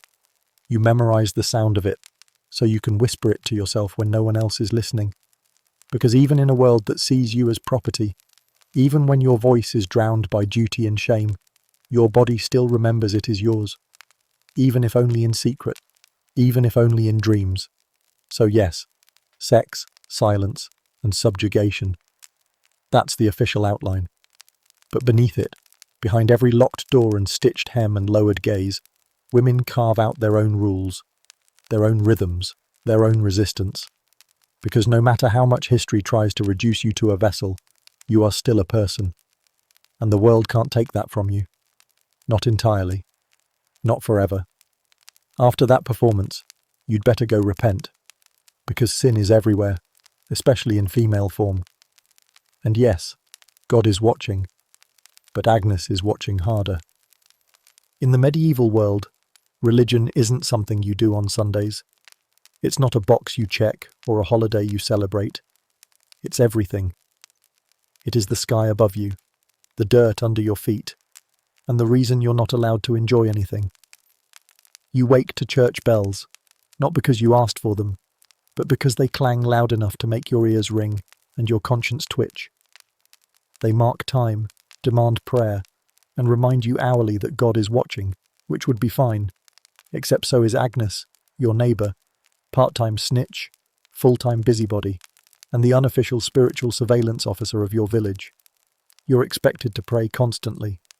Morning prayers, evening prayers, mealtime grace, weather prayers, illness prayers, repentance prayers, prayers just in case you forgot one of the other prayers. And if you don't know all the Latin, that's fine. Just mumble and look pious. Bonus holiness points if you look a little sad while doing it. Mass is mandatory. It's not optional. It's not fun. It's long, cold, and filled with incense that gives you a headache and a priest who hasn't smiled since the Crusades. But you go, because if you miss it, you are committing a sin, and in the Middle Ages, sins are like lice. Everyone has them, and they multiply in the dark, especially if you're a woman. Being female in medieval Christianity is basically a spiritual liability with a side of eternal risk. You're not born innocent, you're born suspect. From your very first breath, the church gently reminds you, with fire, brimstone, and a suspicious amount of enthusiasm, that you are, quite literally, descended from the original sin. You are Eve, the apple-eating, serpent-chatting, paradise-ruining prototype for all things disobedient and doomed. Thanks to her fruit-forward curiosity, humans now bleed, age, die, and wear scratchy wool undergarments. The plague? Probably Eve. Cursed crops? Eve. Turnips again for dinner? You guessed it. Thanks, Eve. Your body isn't a temple. It's a theological crime scene. Every curve, every strand of hair, Every inch of skin is loaded with suspicion and spiritual danger. You are told, repeatedly, that you are the gateway to sin, a phrase that sounds poetic until you realize it means your body is considered the devil's favorite vacation home. Lust lives in your hair, temptation curls in your smile, and your ankles? Well, cover them, sister. Show too much ankle in church, and you might as well invite Satan in for tea and shortbread.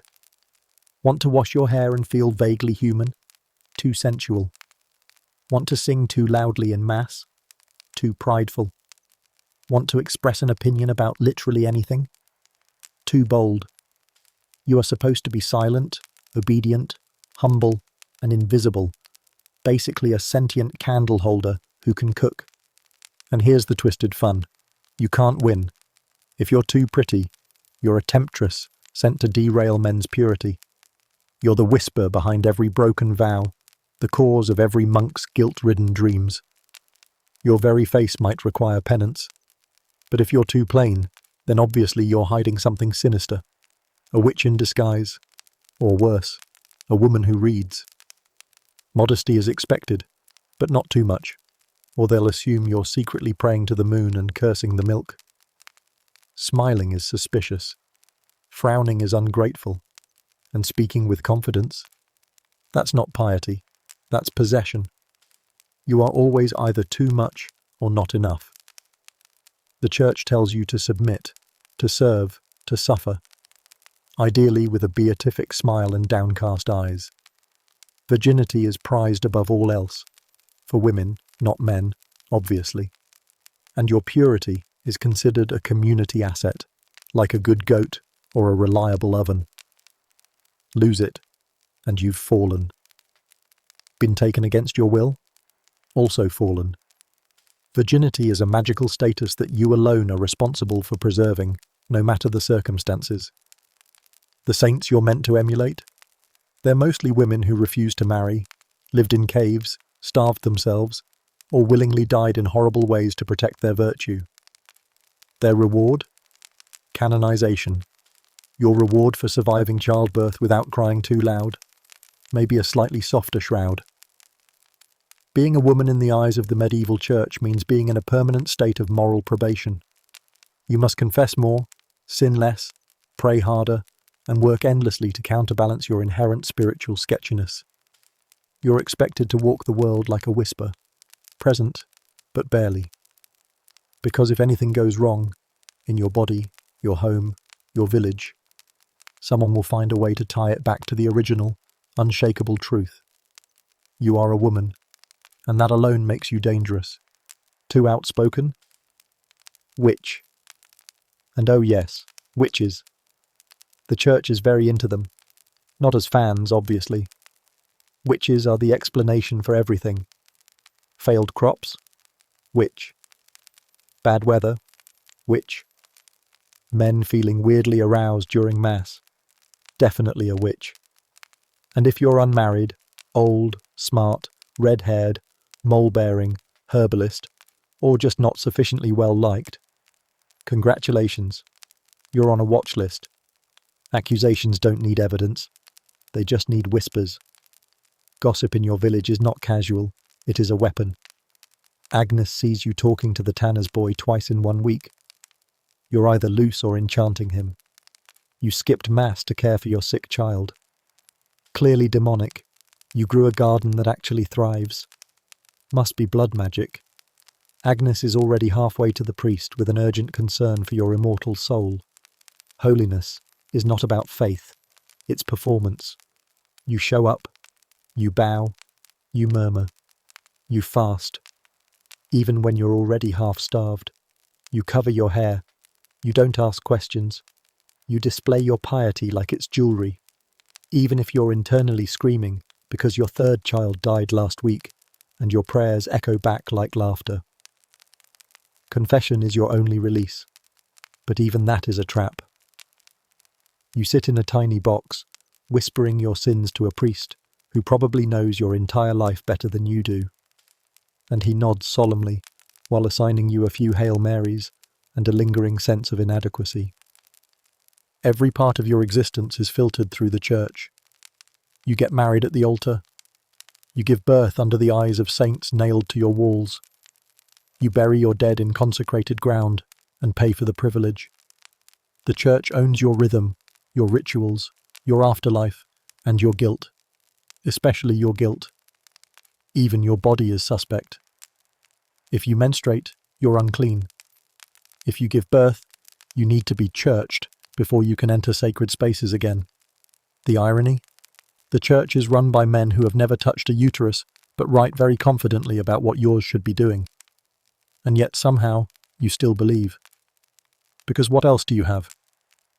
Faith gives you a thread to cling to when life is unbearable. It gives you saints to pray to when your husband is sick, or your baby won't breathe. It gives you stories of miracles and martyrs, and the vague hope that all this suffering might someday mean something. You light candles. You cross yourself. You kneel until your knees are bruised, and your back is screaming. And you do it not because you're blindly obedient, but because it's the only flicker of power you're allowed to hold. Because in a world where your choices are limited to survival or silence, faith is the one thing no one can take from you. So yes, God is watching. And yes, Agnes is too. But so are you. Watching your children, your neighbours, your soul. Carrying the weight of womanhood under the scrutiny of heaven and the eyes of a village that loves nothing more than a scandal. And through it all, you keep praying. Just in case. All prayed up? Good. Now let's tackle the other thing trying to kill you. Everything. Disease, childbirth, and bleeding rituals await. Let's talk about healthcare. And by healthcare, we mean boils, bleeding, and body horror dressed up as science. If you get sick in the 1300s, congratulations, you've just entered the medieval medical guessing game, where the treatments are made up and the germs don't matter, because no one knows they exist. There are no doctors as we know them. There are barber surgeons, which is a terrifying job title, combining two professions that should never share tools. You walk in for a haircut, walk out with one less toe, and a lot more questions. They bleed you to treat fevers, purge you to fix stomach aches, and occasionally slap leeches on your inner thigh, because why not? Feel faint? Too much blood? Coughing? Not enough black bile? Sad? Obviously an imbalance in your humours, or perhaps a demonic possession. The solution to all of these? More bleeding, sometimes with knives, sometimes with a metal cup and fire. Look up, cupping, and then scream. Sometimes with a live leech named Gregory. And then there's the nettle tea, or nettle soup, or nettle poultice. Nettle is the medieval answer to everything. Fever? Boil some nettles. Rash? Rub nettles on it. Infertility? Nettle tea and a quick confession. Nettle is what you reach for when you're out of prayers and patience. If you're a woman, the situation is somehow worse. Your health is not a priority. It's a theological conundrum. Your uterus is blamed for everything from hysteria to migraines to sneezing. If you laugh too hard, they suspect your womb is wandering. That's right. They think your womb can literally migrate around your body like a bored cat looking for a warmer lap. Pregnancy? A gamble. There are no prenatal vitamins, no ultrasounds, no comfy pillows. There is only hunger, superstition, and your neighbour shouting advice that sounds suspiciously like witchcraft. You give birth squatting over straw, gripping a wooden beam, and praying your baby doesn't arrive sideways or with a caul, which is a superstitious red flag depending on who sees it first. And this is where midwives come in. Midwives are the MVPs of medieval female health. They show up with experience, steady hands, herbal knowledge, and absolutely no official license, because universities are for men with quills and inflated egos. Midwives handle pregnancy, labour, menstruation woes, mystery lumps, awkward infections, and the occasional sneaky contraceptive advice whispered behind closed doors. But their status? Complicated. Some villagers treat them like saints. Others treat them like walking heresy. Because if a midwife helps a woman survive childbirth, she must be using magic. If the baby dies, she must be a witch. There is no win, only scrutiny. Childbirth is the leading cause of death for women, followed closely by infections, malnutrition, and existing. There is no sanitation. No one washes their hands. Ever. Surgeons operate with the same hands they use to feed the pigs. You don't just risk infection. You basically invite it in with a formal scroll and a fruit basket. And then there's the plague. Oh yes, the Black Death. Bubonic, pneumonic, septicemic. A full-body catastrophe with a flair for drama and zero chill. It doesn't knock.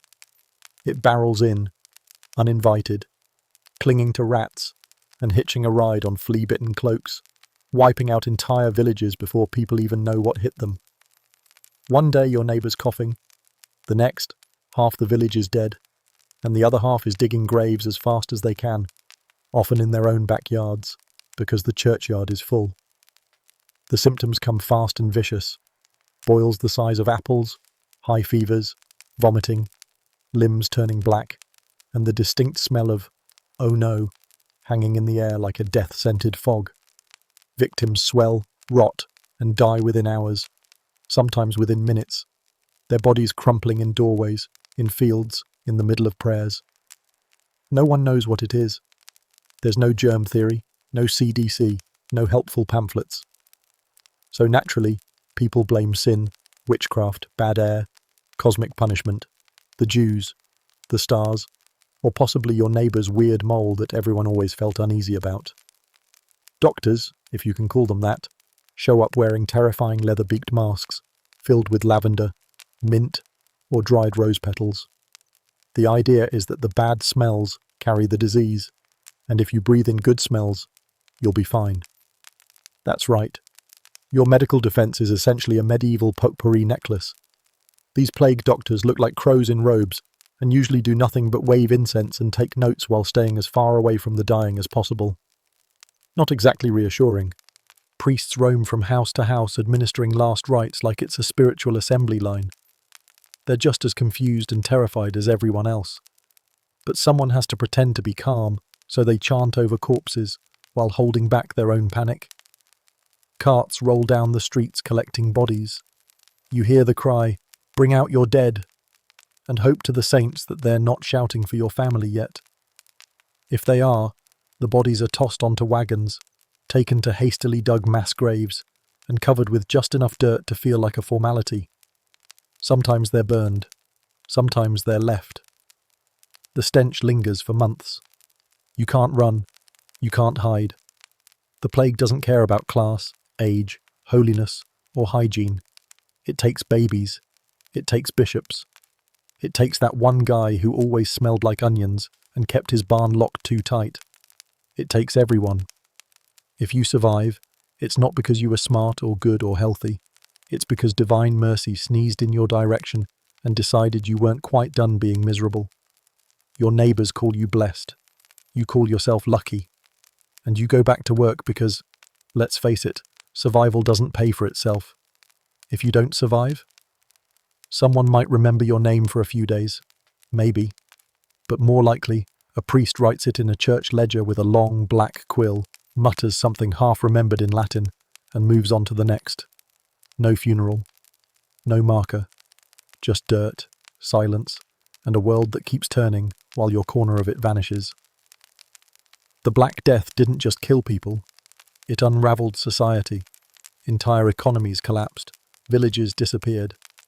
Faith was shaken, trust between neighbours crumbled, and in the ashes of that fear came even more superstition, more scapegoating, more desperation. Because when death comes in waves and no one understands why, the living turn to blame before they turn to reason. And often, that blame fell hardest on the people who had the least power to defend themselves, which, surprise, was usually women. Female-specific ailments are handled with about as much nuance as a brick. Menstrual pain? Pray harder. Infertility? Must be your fault. Too fertile? Definitely your fault. Vaginal infection? Try garlic, vinegar, or something vaguely horrifying made from dried frog.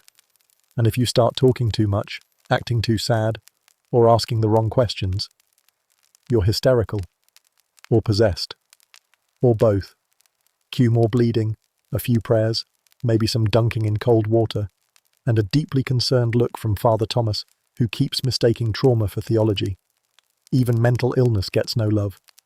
Depression, melancholia, mania, devilry, anxiety, an excess of phlegm, or again, your uterus doing laps around your rib cage. There is no such thing as rest, no such thing as recovery, just survival, day by day, hour by hour. And yet, somehow, you persist. You bind your wounds with linen and spit. You share nettle tea with your neighbour. You help birth your sister's baby while hiding your own bruises. You light candles, say prayers, chew herbs, and hold your mother's hand as she slips away, whispering thanks that her pain is finally gone. You are woman, healer, patient, priestess, and survivor. You are your own medicine, even when the world can't save you. Especially then. So, you tried to heal someone with a boiled herb and a whispered prayer. That's adorable. Now prepare to be accused of consorting with Satan. Unmarried, loud, red hair, own a cat that doesn't immediately bolt when approached. Congratulations, you're on a medieval watch list. The only thing more suspicious than knowing how to read is being a woman with opinions, and worse yet, herbs. In the Middle Ages, you don't need a wand or a bubbling cauldron to be labelled a witch.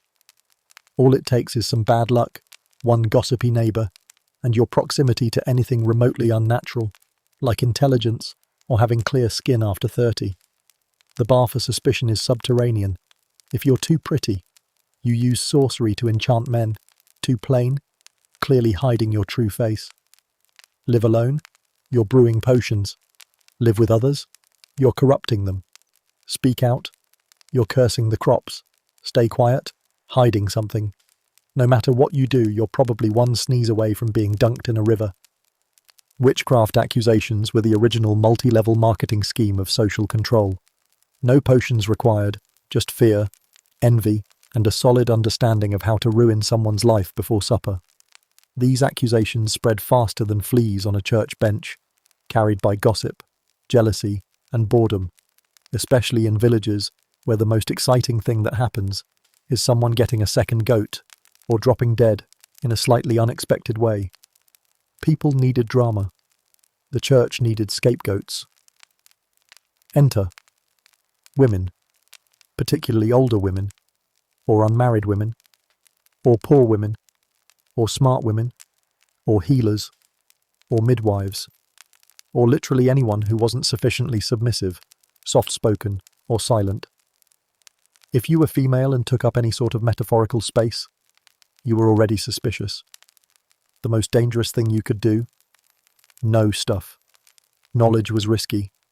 Knowing how to soothe a cough with honey and thyme, understanding how the moon affected tides or fertility, or being able to recognize poisonous berries in the woods. All that made you a walking red flag with a mortar and pestle. You weren't called a healer, you were labelled a risk. Treat someone's fever with a chamomile poultice and they survive. Congratulations, you're either a miracle worker or you're in league with Satan. And spoiler alert, medieval folks always bet on Satan.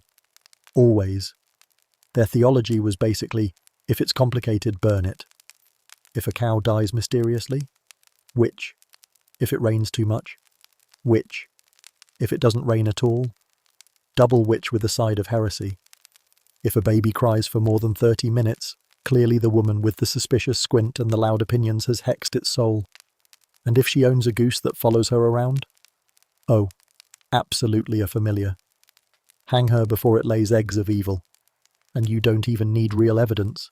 That's the beauty, or horror, of it. Someone can just say you're a witch, because their bread didn't rise, or their husband looked at you once, and now they're spiralling emotionally. Or maybe you smiled too long at the market. Or worse, you looked smug at the communal oven. That's enough. Maybe you picked herbs on a Tuesday, and they remember hearing once that Tuesdays were the devil's favourite. Maybe you refused to lend someone your comb, and now their hair looks stringy, and that's your fault, obviously. Maybe you're just still alive, while someone else's mother died of fever, and that doesn't sit right. Women were accused for being healers, for being infertile, for having too many children, for helping births, for speaking too loudly, for speaking too little, for knowing how to read, for daring to grow parsley in suspiciously lush abundance. There is no way to win, only ways to be noticed, and once you're noticed, the noose is practically on layaway, and once accused, good luck clearing your name. Trials weren't about proof, they were about spectacle. You might be dunked in water, sink, and you're innocent, and drowned. Float, and you're guilty, and executed. You might be forced to confess under torture, like sleep deprivation, starvation, or the Spanish chair. Don't ask. And your confession, when it came, was treated as gospel, even if it was screamed through broken teeth and delirium. In short, being a woman with a brain, an opinion, or a recipe for willow bark tea was practically a crime. And if your neighbours were bored enough, it became one. Welcome to medieval justice, where the law is flexible and your survival depends on how little attention you attract while still somehow doing everything. The trials are a carnival of illogic. Trial by water, you're tied up and tossed in a river. If you float, you're guilty, clearly kept buoyant by Satan. If you sink, congratulations, you're innocent. Also, drowned. Either way, someone gets to feel righteous while you get to be a soggy cautionary tale.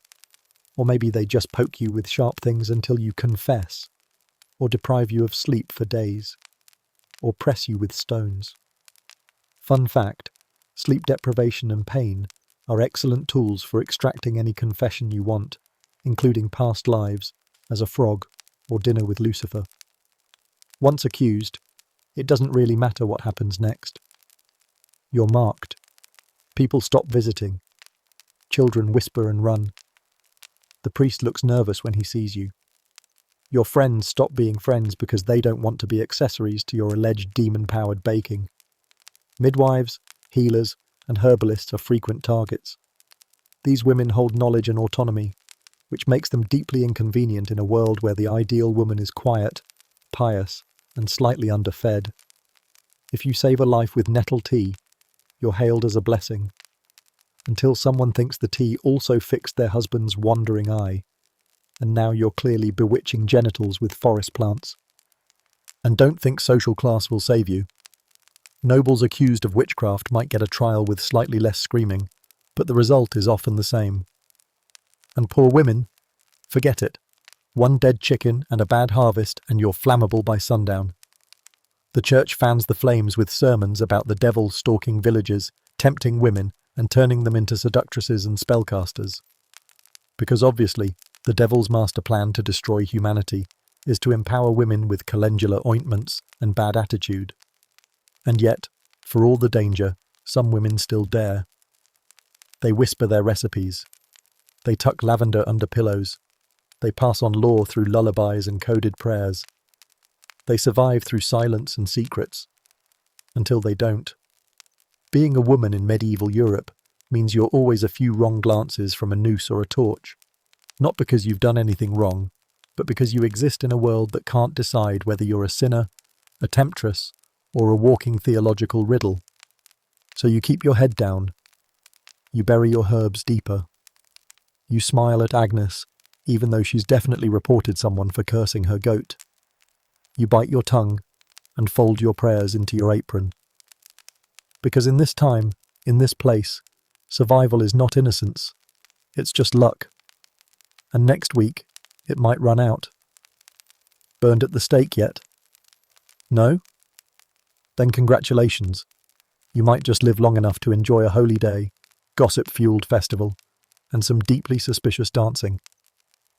Ah yes, medieval fun. That elusive, once-in-a-harvest feeling when you get a few hours off to celebrate surviving long enough to still have all your fingers. Welcome to holy days, feast days, and village festivals, the brief moments of sanctioned joy squished between plagues, poverty, and back-breaking labour. These aren't your modern, long weekend affairs with spa days and bottomless brunch. These are more like, you can stop churning butter for 3 hours and maybe drink something stronger than boiled swamp water. And even then, only if the priest says it's okay. Most festivals revolve around the church calendar, which is stuffed with saints, martyrs, and holy events, many of whom seem suspiciously enthusiastic about suffering. But hey, if Saint Wilbur of the Soggy Cloak died in a pit for your sins, that's a great excuse to bring out the jugs of ale and dance until your ankles give out. Harvest festivals are particularly rowdy. After months of sweating in fields, you finally get to eat something that isn't turnip stew and despair. There's music, usually a guy with a pipe and a sheep gut drum. Dancing, slightly dangerous. And drinking, absolutely excessive. Someone always vomits in a bush. Sometimes that person is you. Sometimes it's the village priest. Either way, it's community bonding. There's dancing, which is both joyful and medically ill-advised, considering your shoes are 2 flattened bits of leather, stitched together with goat hair and silent desperation. Foot support?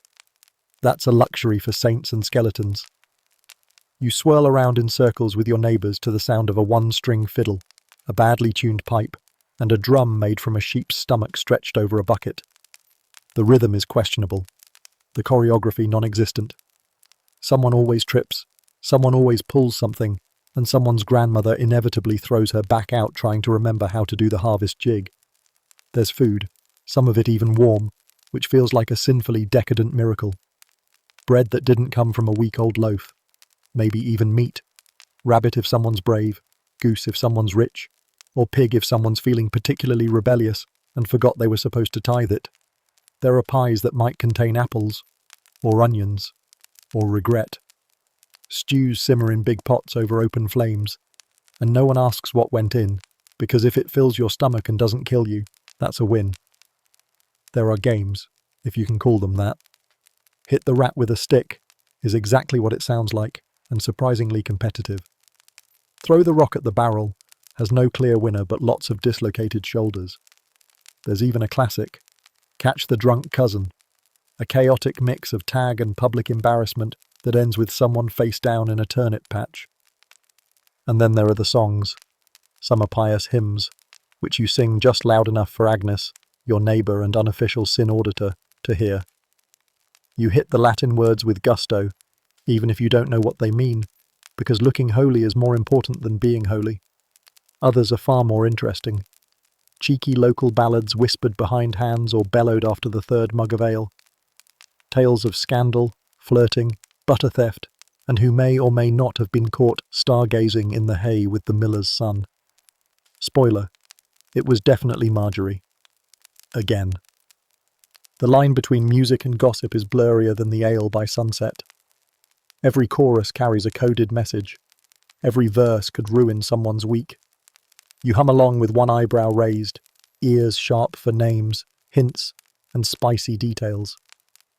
The festival may be in honour of Saint Humility or the Virgin's Radiance, but the real devotion is to village drama. Because let's be honest, gossip is the lifeblood of any village event. It's how you stay informed.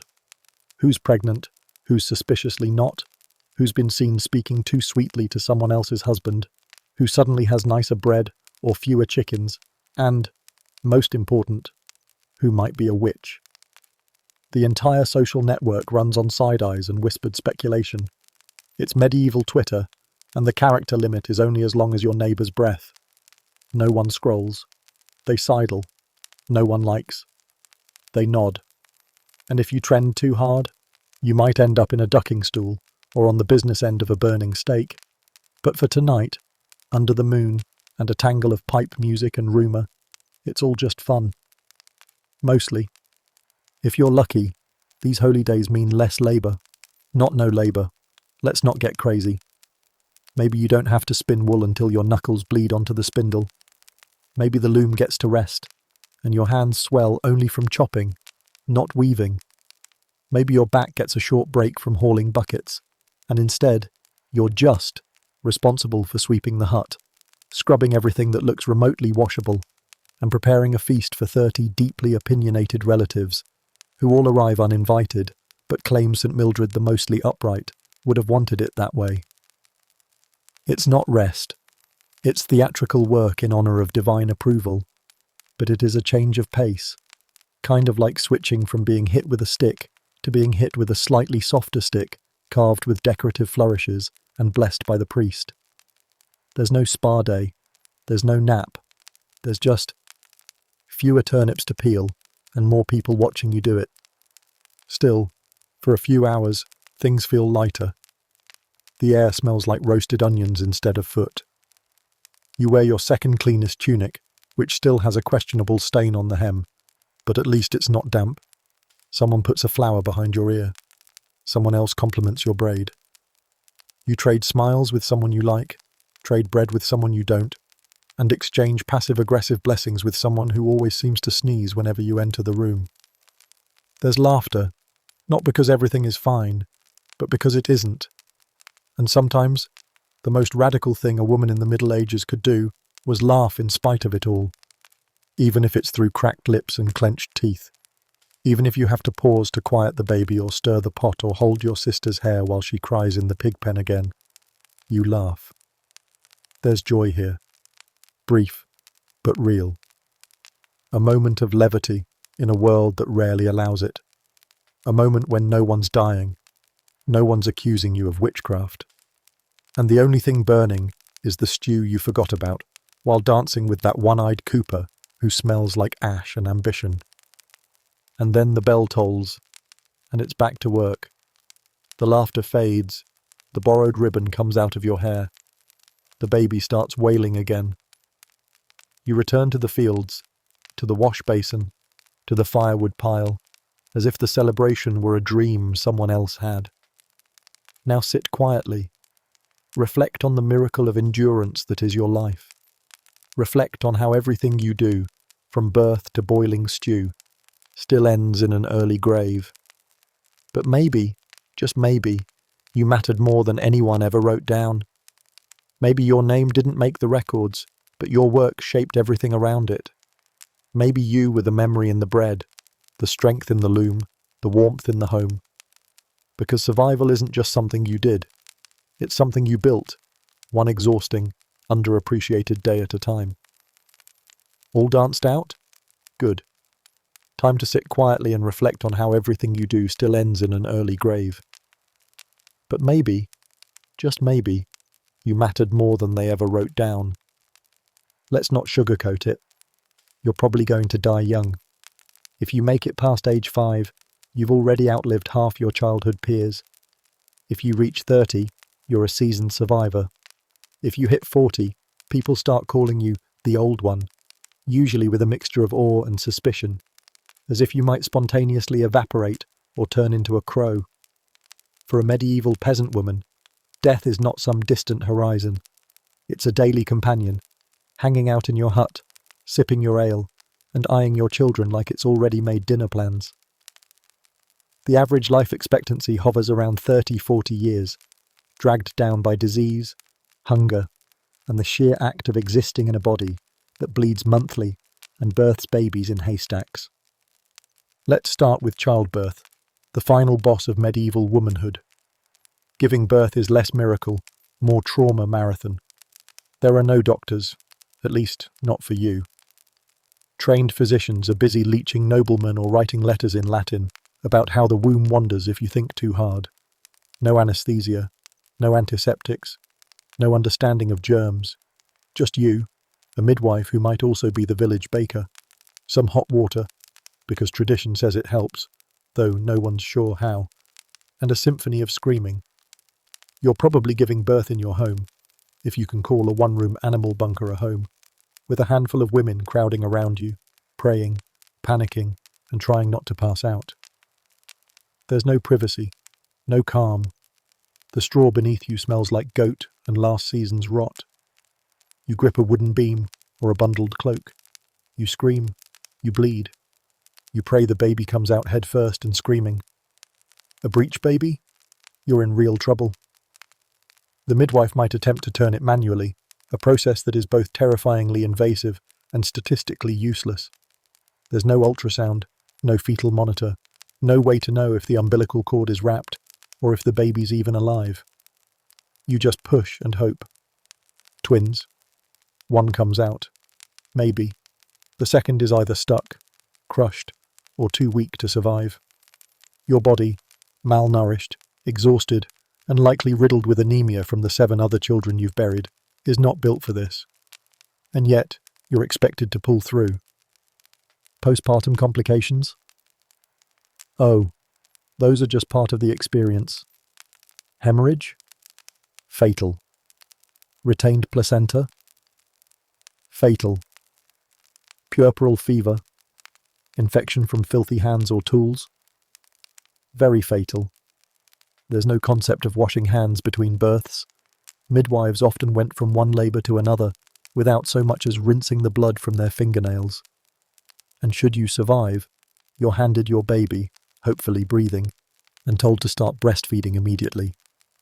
You're still leaking, shaking, and torn in places you'd rather not think about, but there's no rest. The fire needs stoking, the other children need feeding, and the linen needs scrubbing before the blood sets. The odds of surviving the process? Maybe, on a good day, and pray hard on every other.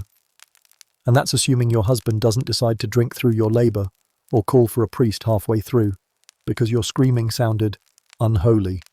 Death in childbirth was so common that women often prepared their own burial shrouds during pregnancy, just in case.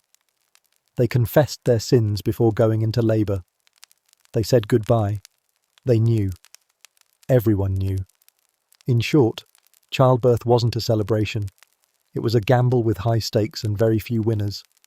And if you did survive, you'd do it again, and again, and again, until your body gave out or your luck ran out, because in the medieval world, being a woman meant making life, and constantly risking your own to do it. And if you survive, congratulations. Now you're responsible for keeping a tiny human alive without diapers, soap, or refrigeration. If it gets a fever, a rash, or even looked funny at the wind, game over. Back to square one. Not pregnant? Don't relax yet. Starvation is always lurking. One bad harvest, and the village is eating boiled bark and pretending it's a rustic soup. You stretch your bread with sawdust, your stew with regret, and your stomach with desperation. You give your portion to your kids, because that's what mothers do. Then you pass out in the field, and wake up 3 days later still hungry. Then there's violence.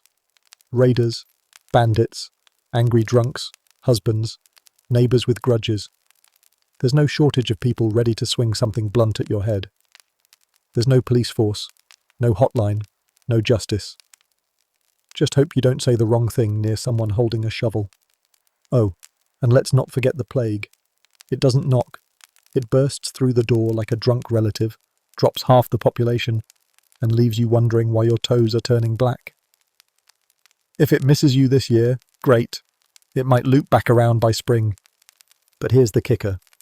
You keep going. Not because you're some romanticised beacon of resilience wrapped in linen and hope, but because you have no choice. Because survival isn't noble or poetic. It's not a tidy little arc with swelling music and a triumphant fade-out. It's relentless. It's messy and exhausting and often thankless. And yet, you keep showing up. To the fields, to the hearth, to the screaming child who hasn't let you sleep in 3 nights. You get out of bed even though your back feels like it was forged in a blacksmith's furnace. You grind grain on hands already cracked and bleeding. You carry water from a well half a mile away with a baby on your hip and a toddler clinging to your hem. You cook, you clean, you bleed, you nurse, you bury, and still you wake up and do it again. Why? Because if you don't, no one else will. Your family depends on you. Your husband, your children, your animals, even your community. You're the quiet machinery that keeps everything turning, without praise, without pause. You hold it all together, while being held together by sheer will and whatever strength you can scrape together from the bottom of your soul. And the world rarely notices. There's no monument carved in your honour, no ballad sung in the tavern, just another day, another aching body, another fire to build before sunrise. Yet it's women like you, invisible in the records, eternal in the labour, who are the true spine of history. See, history likes to forget peasant women. You're not in the books. You're not in the paintings. Your name was never written down. You don't own land, or armies, or literacy. But you are the one holding everything together. You raise the children. You feed the household. You mend the clothes, tend the animals, soothe the sick, bury the dead, and spin wool while making sure the fire doesn't die and the pigs don't eat the vegetables. You're the living embodiment of multitasking. You are the spine of your family, your village, your world. And when you die, whether from childbirth, starvation, an infected cut, or just the medieval condition of being a woman, you're buried without a headstone, maybe a cross, if you're lucky, maybe a muttered prayer. But mostly, you're absorbed back into the earth you spent your life working. They may not remember your name, but they remember the bread you baked, the songs you sang, the stories you told, the babies you held, the field you harvested with a bad ankle and a worse attitude. You were the background of everyone else's survival story. And the thing about backgrounds? They hold the whole damn picture in place. So yes, you probably die young. Your name fades, your face vanishes, but your impact echoes. You were not a footnote. You were the paragraph holding the page together. And that is a kind of immortality history can't erase. All danced out? Good. Time to sit quietly and reflect on how everything you do still ends in an early grave. But maybe, just maybe, you mattered more than they ever wrote down. So, you've survived your time in medieval Europe. Barely. You've bled, itched, cooked, prayed, buried, given birth without blinking, and boiled sadness into soup. You've spun wool until your fingertips screamed. You've carried water, grief, and other people's expectations with the same cracked hands. You've been blamed, bruised, bitten by lice, and accused of witchcraft for knowing what lavender looks like. And somehow, you're still standing. Sort of. You're hunched, limping, underfed, and emotionally hollow. But hey, you've made it past 30, which means you're basically a crone now. Congratulations. You're village ancient. Children point at you. Strangers think you have prophetic dreams. You've earned it. Let's take stock. You weren't a noblewoman sipping wine in a castle. You didn't get the poetry, the tapestries, or the silk gowns. You got dirt floors, communal buckets, and a spiritual resume made entirely of apologies. You weren't the fair maiden. You were the one making the maiden's bread, cleaning the maiden's sheets, and praying the maiden's lice didn't crawl into your pillow. You weren't in the history books. You weren't painted. No ballads, no scrolls, no dramatic stained glass windows. But make no mistake, you were the reason the whole village didn't collapse. Because here's the secret no one carved into stone. Medieval peasant women were the infrastructure of survival. They were the foundation, the duct tape, the emotional support beams of a world that offered them nothing in return. And they kept going. Not because they had hope, but because they had no option to stop. Your life wasn't glamorous. It was hard. It was short. It was unfair and filthy, and full of expectations wrapped in rosaries and rot. But it was also filled with small, fierce things. Laughter by the fire, children's arms around your neck, bread that rose for once, a warm animal at your feet, and a neighbour who winked instead of judging. Those moments? They were yours. Quiet victories in a loud, unforgiving world. You weren't a heroine. You were a human, and that's more than enough. So tonight, as you lay your head on a pillow, hopefully not made of hay and sadness, give a tiny nod of thanks. To the women who walked barefoot through the centuries so you could run straight into a modern mattress with memory foam and a heated blanket. To the ones who endured. The ones who fought in whispers and stood in silence. The ones who made history by surviving long enough to raise someone who might one day read. They weren't queens. They weren't saints. They were you, on hard mode. So next time someone romanticizes simpler times, feel free to hand them a chamber pot and point to the chicken coop. If you enjoyed this journey through medieval misery, subscribe for more historically accurate time travel nightmares, served with a side of sarcasm and hard-won admiration. Got thoughts, questions, or your own theories about what Agnes was really up to behind the chapel? Drop them in the comments. We're listening, judging, and writing everything down in our spiritual ledger. Sleep tight. And be grateful your toilet flushes.